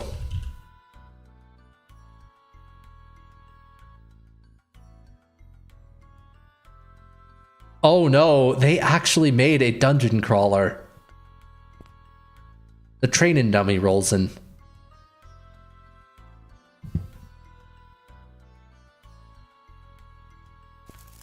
The plant waves its branches.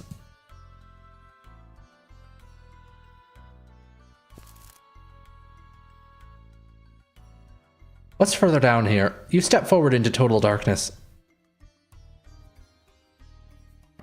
You nudge the wall. I feel like we can get lost very easy here. You turn around in the darkness. You're not sure which way you're facing now. You nudge the wall. Oh, hello, we're back. And that training dummy has moved. So let's check our spellbook. We can create breezes. Oh, we have a light spell. Sweater CS says, oh shit, is this suddenly Mado Monogatari? Oh, that's another one I have to play sometime. Detects weak points and hidden details within one target object. Spirit sense.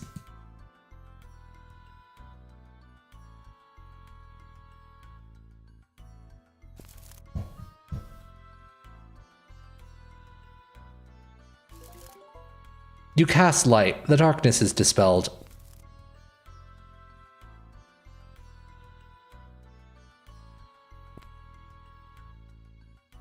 And inspect the forward wall. You cast inspection on the wall. The workstone gives way to solid rock, too much for your spell to examine in detail. I'm not lost, I'm exploring is inscribed upon it. You hear something behind you.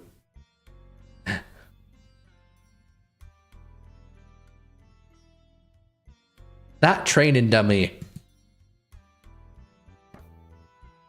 Oh. Okay, so I don't... The plant waves his branches. And we can't really damage the training dummy or anything, so it's just gonna continue on. What happens if we diagnose the wall? The wall is not alive, so the spell does nothing. Anyway.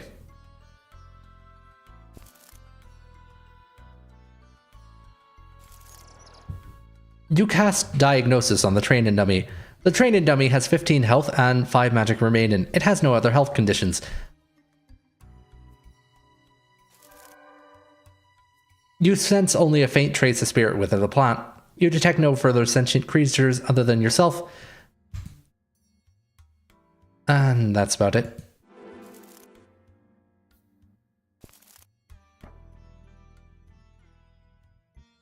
Alright, so that's all we can do in the practice dungeon for now.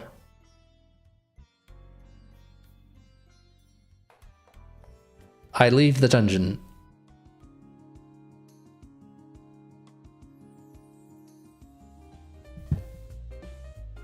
Hieronymus Grabiner has invited me to tea in his rooms. It's hard to decide how to think about him, how to address him. When he came up in conversation, which wasn't often, my parents always used his full name, not just any Grabiner, that Grabiner.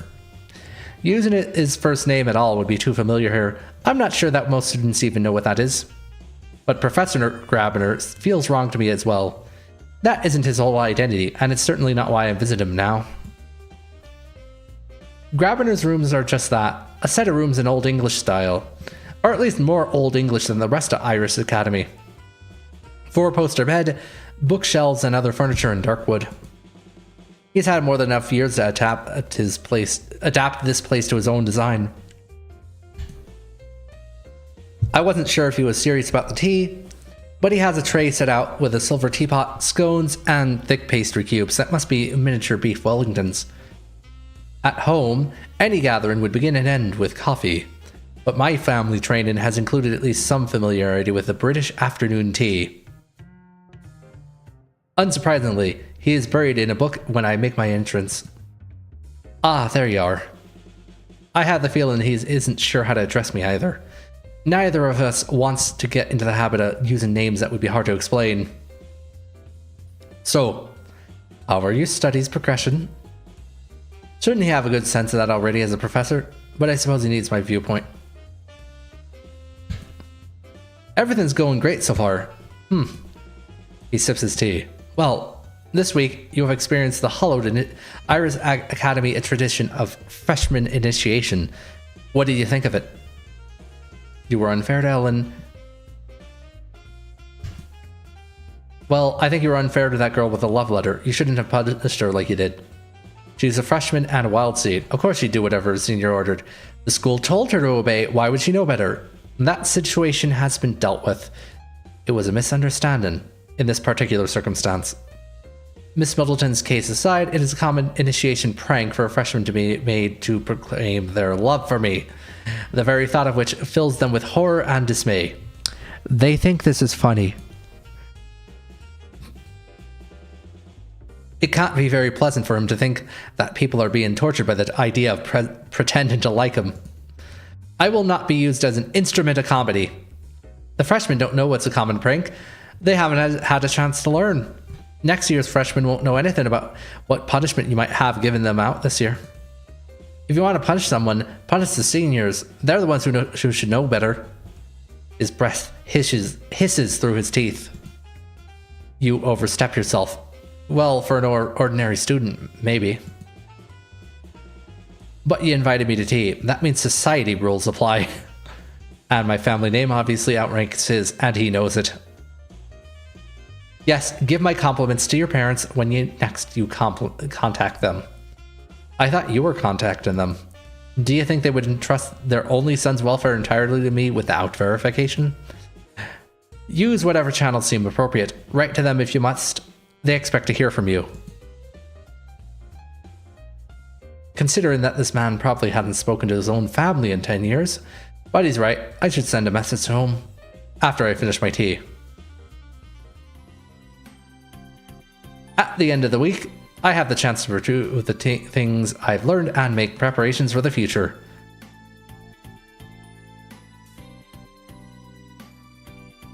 Thinking outside the socks. And we did not learn any new spells, funnily enough. Our green magic is still a grand total of 1. The other ones are better, though. And anyway.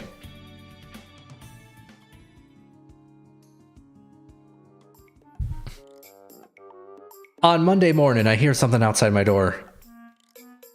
I thought it was a knock at first, but there was only a single thump. Most people rap at least twice, don't they? Most people also save. Maybe it's just Luke and Donald horsing around.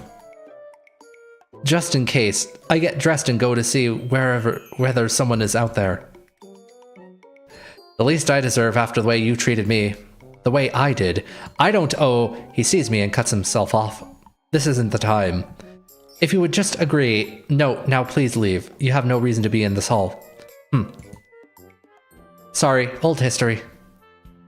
She must be his ex-girlfriend.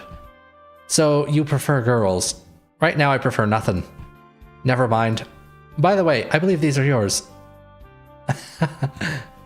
He hands me back a pair of my socks and I toss them over my shoulder into my room. I'm not even going to ask. I'm here to let you know that club signups take place this week on Wednesday afternoon in the gym.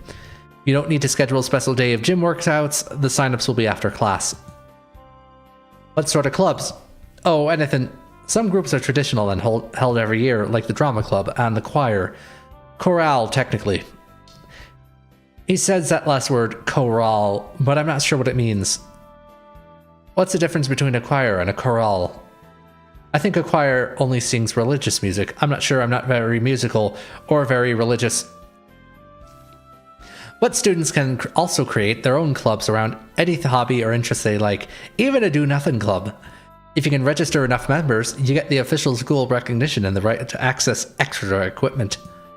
I know V's planning to do something with sports. You can make your own fan club to talk about your life back home. Definitely not. Attracting that kind of attention would make it impossible to keep my secret, which rules out the drama club as well. Think about it and let me know if you need any help with sign-up forms or posters. I think I'd rather just see what clubs other people are running. I'm here to experience the local culture after all. Right, well then, I've got to get going. He disappears before I can ask if everything's alright with him. Well, what classes should I take this week? Let's see. So... Oh, that's rude. I can't see the scores. Well, I know green magic is a little... Yeah, so... Do that, and then... Oh, hold on, it shows it down here. 3, 4, 1, 2, 1.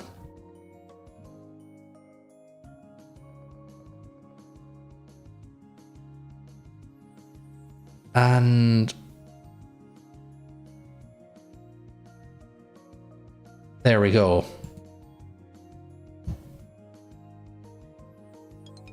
And we gain 2 green magic skill.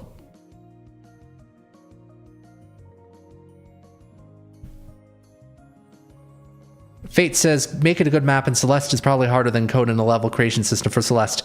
Thank God something like that naturally comes with Olympus and a mod loader too. Parentheses, not paid sponsor. Signed, Lancer.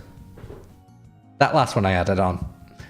And, okay, so we've got another point of green magic. Hey, Arcturus, question for you. Can you sing? I think I'm okay. Great. Want to sign up for chorale? At the activity things tomorrow. I didn't know Donald could sing. I'd rather look over all the options before making any decisions. Yeah, that's fair. Luke can't carry a tune, so Logan can't either, but his roommate and I are planning a demonstration. Fate says, not even a sponsor if you think about it, just Celeste Essentials. Does that mean you've already joined ahead of the signups? Well, no, but I know the chorale existed, you know? I heard about the concerts from my brother, so I already planned to join. I guess he really likes music. Well, good luck with your presentation. Heh. He waves and goes on his way.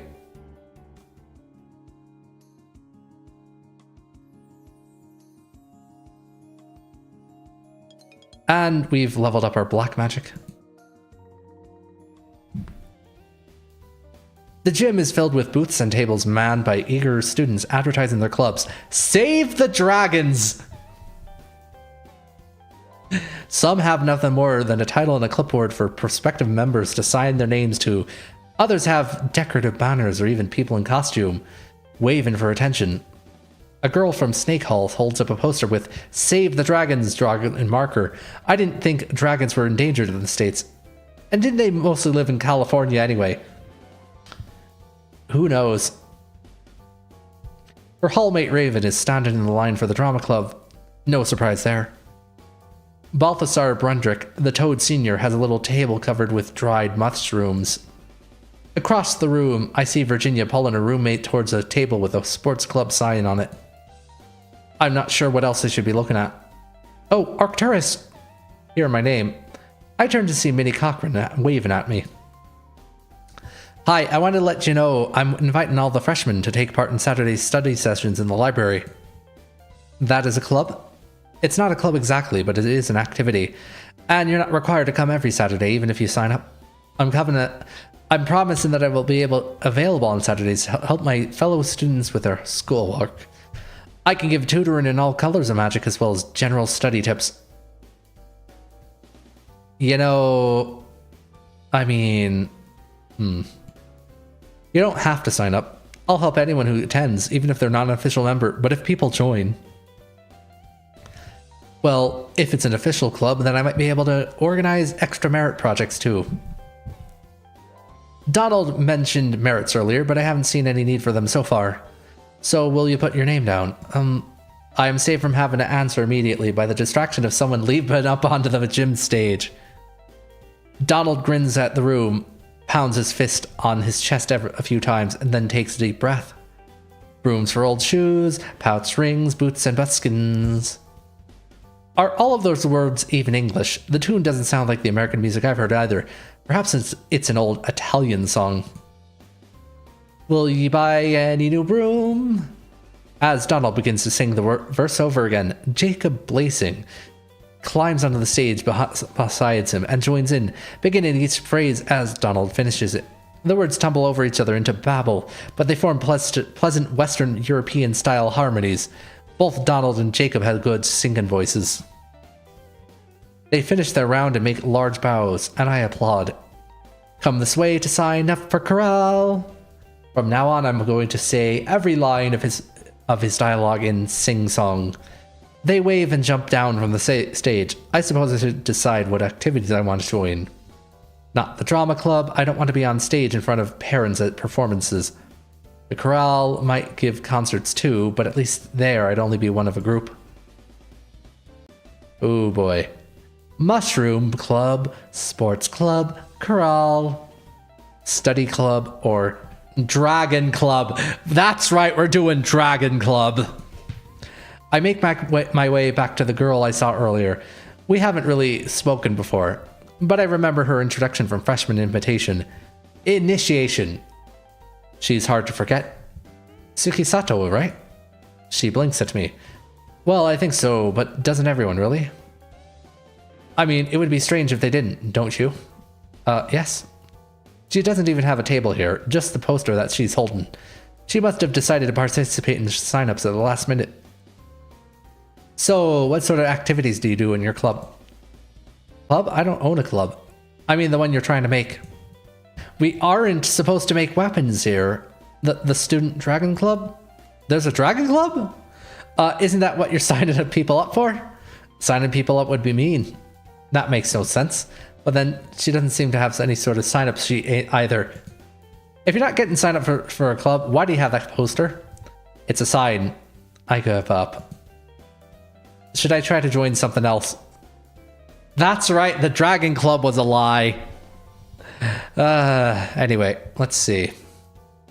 Mushroom Club. I go over to Balthazar's table. He doesn't have any fancy signs, but there's a folded piece of paper standing up behind the mushrooms, which reads Nature Walks. Oh, is this a hiking club? No, it's an exploration of the wonders of nature. By hiking. By walking slowly through the surrounding forest and examining the bounty that nature provides. It still sounds like hiking to me, unless I got the English word wrong. Well, I'm interested. I'd love to learn more about local plants and wildlife. These woods are not my woods. I have no idea what lurks in them. Excellent. Please sign here. I add my name to his list. Could you stand here for a few minutes? I suppose. Don't let anyone take my mushrooms.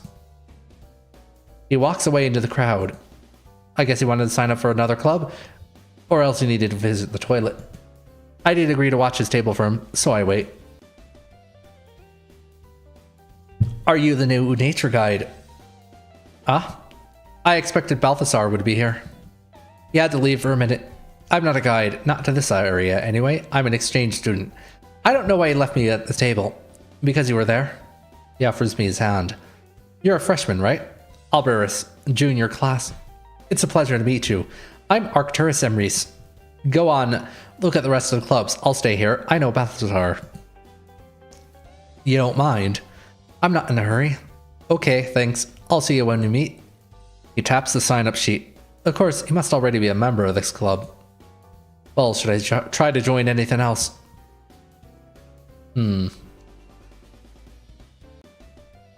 I know.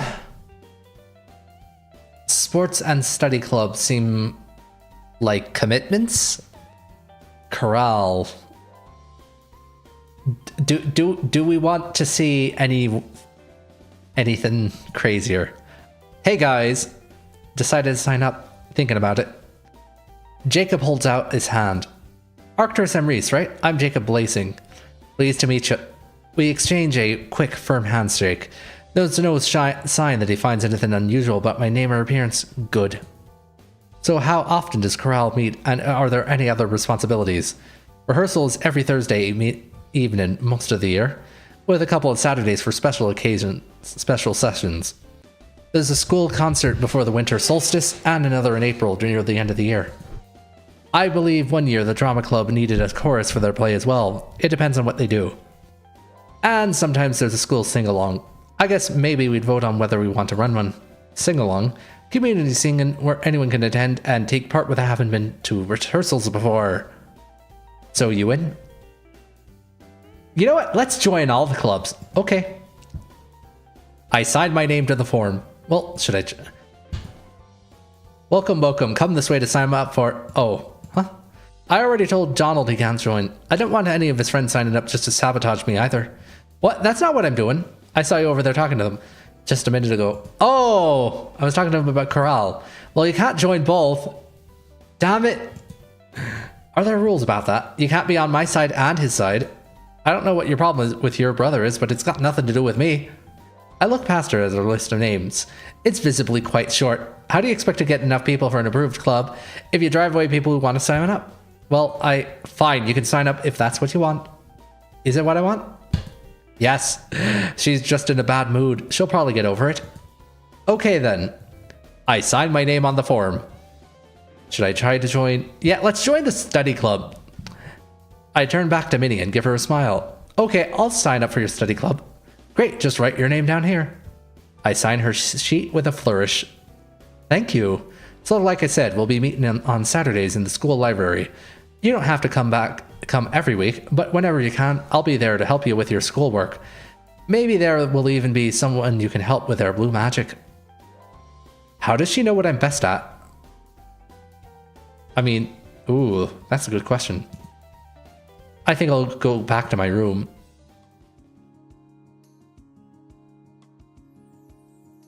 Alright, now, white magic class. Evening at the gym. The Iris Academy Chorale meets in the gym after dinner on Thursdays. Even at a late hour, the overhead lights keep the room inside as bright as day. The room isn't nearly as crowded as it was during initiation, but there are still a good number of people here, including a few that I recognize. Donald and Jacob, of course, but also Virginia's roommate Ellen and Blaze. Hello everyone, welcome to all your new members. Welcome to all our new members. If you don't remember me, my name is Blaze Beshley and I'm choir president. I'll give it a couple more minutes for any stragglers to find their way in, and then I'd like all the new people to come line up at the front. Are we gonna have to introduce ourselves again? We mostly do songs in a standard SATB division. That's soprano, alto, tenor, and bass. Sometimes a piece needs more voices, and we split that up by scene. So once you find a seat, you should sit there at every rehearsal, unless you've run into problems with your part and need to swap. Or you're me. I guess her vocal range would change rather dramatically. She claps her hands. Okay, line up and talk to me.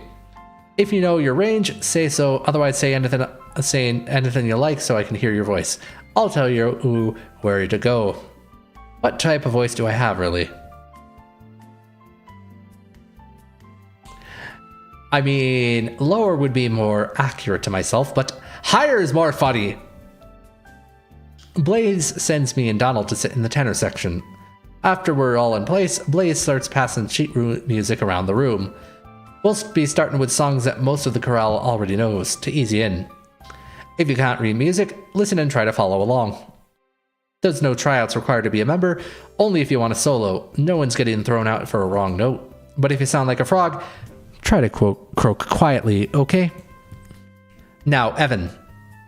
A large senior from Falcon Hall goes up to the piano on stage to set the pitch and play through each line before we sing them. Sweater CS says, marginally higher than usual it is.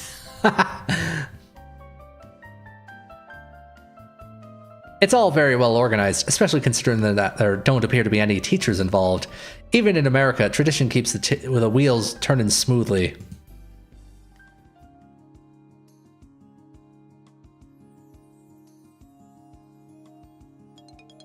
And our red magic is now at 5.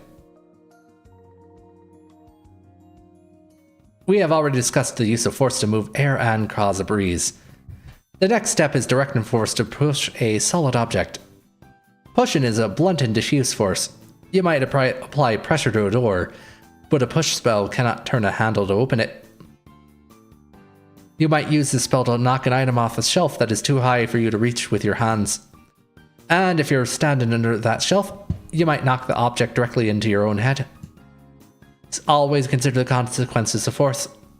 If you push a box ahead of you into a river, what would you expect to happen? The box would get wet and then be swept away by the current. You might also push a dangerous creature away from you if it cannot brace itself. But after that push, how will it react? Consider that before you attempt to push around something larger and more powerful than yourself. Push. Shove a target 1 square in the direction chosen by the caster. Hey, Arcturus. I turned to see Virginia. We got the word this morning, sports club is go. Is go? Go, you know, go? She puts her hands together and makes a whooshing motion like a superhero taking off. Shouldn't that be sports club is going? No, it means it's a slang thing. It means ready to go. Oh. Anyway, so we got a bunch of people, mostly wolves and horses, and we got permission to use the gym and request stuff. So I need everyone who joined up to make a list of what sports they most want to play so I can do a schedule. Write something down and get it to me by Monday, alright? See ya. She bounds away down the hall, no doubt looking for the next person to notify. I guess it'll be a while before we have an actual meeting.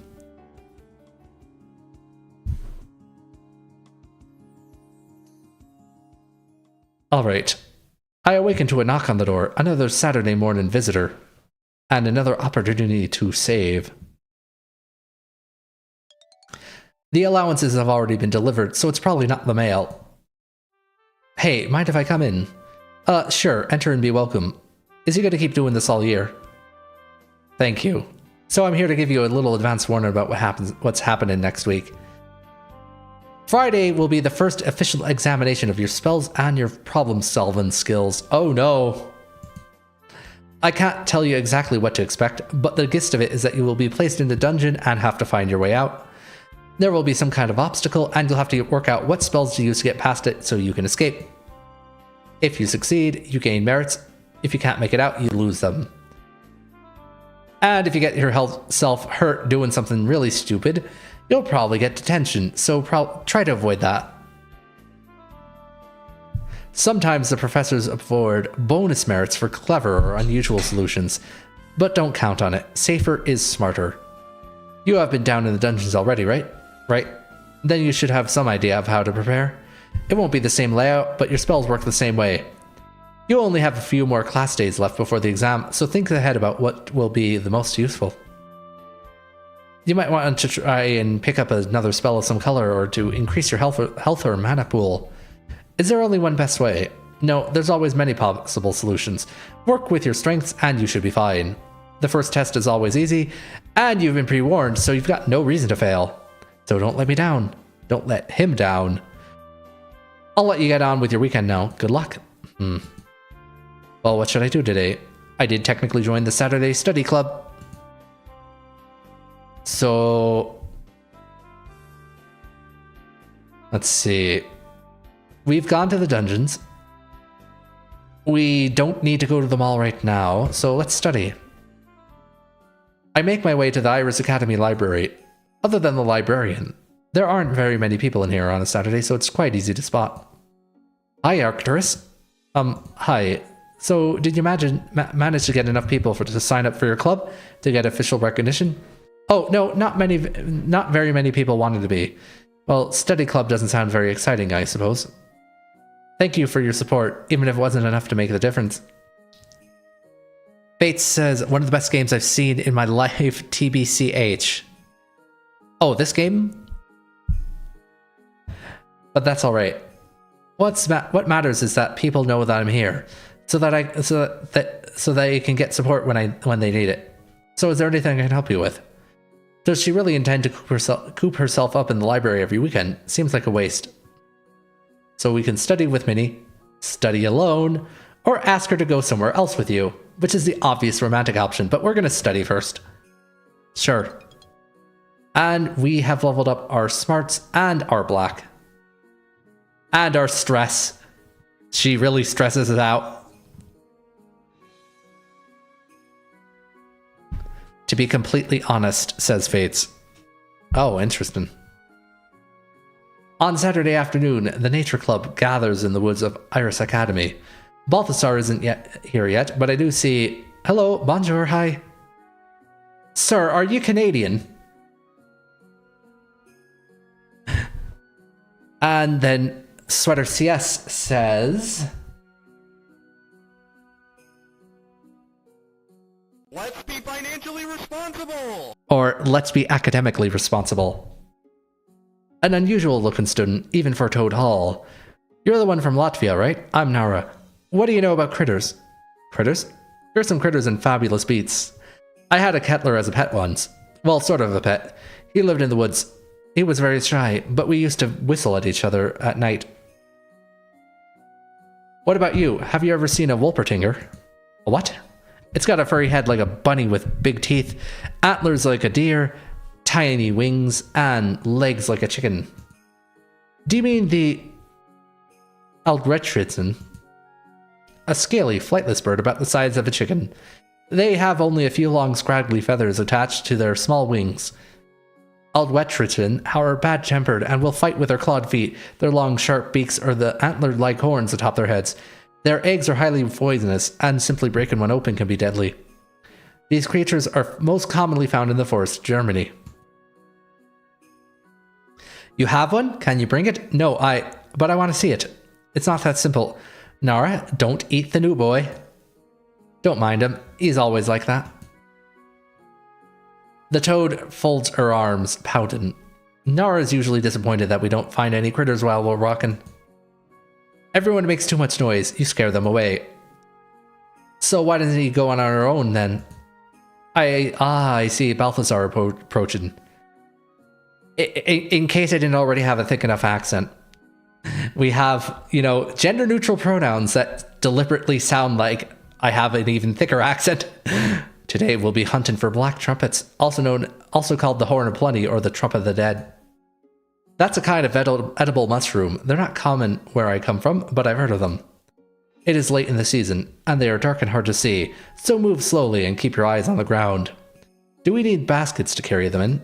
We are not picking mushrooms, we are looking at them. There may also be turkey tails or other growths on the tree trunks. They can blend in, so look closely. Alright, so which way are we going? We are looking here first. Sun sets at 7. We should be able to walk a little way for then. Apparently, this is going to be a very slow walk. In any case, it is nice to be outdoors and hear the sounds of the world.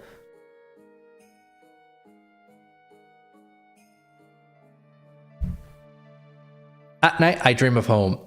I dream of grapevines clinging low to steep slopes, and mountains rising from the sea. I dream the scent of the Aleppo pine, warm and bitter and woody, and the cones rolling at my feet. I dream the footsteps of the lost wolves padding through fields, past hay drying in the Kozolsi, up and up into a village, disappearing in smoke at an arched front door. I hear the purring song of the dove, like a messenger outside my window. A messenger. In the morning when I wake, the dream still lingers in my mind. I cast Spirit Sense, but there's no sign of anything hanging around. The messenger, if there was one, is gone. The message, however, from one of the drawers beneath the bookshelf, I withdraw a box of copper filigree, a deceptively strong container of metal lacework. I set the box on my desk and open it. There is nothing inside. I press my fingertip against the interior surface and trace out a spiral pattern, then close the box. There's a faint pulse of magic. I open the box again, and now it contains a letter. Dear son, of course it is from my parents. Who else would use this method? Who else could? We have not been completely out of touch. I know Grabiner speaks with them. And this is certainly not the first time we've been apart. Still, it is nice to hold a message that they sent themselves. They comment on my magical progress so far, ask about the friends and contacts I've made, the usual sorts of things. And because this is a formal letter, they close with a reminder to always uphold the honor of our house and our line. Even in this wild and distant land, I can never truly forget that I am a prince. At the end of the week, I have the chance to review things I've learned and make preparations for the future. Which, of course, means that we're going to take a save and then call the stream. Because it's been almost 2.5 hours, and yeah, this game is actually not that bad. I mean, I picked it purely because it's a, wizard dating sim. Let's be clear. But it's actually pretty interesting.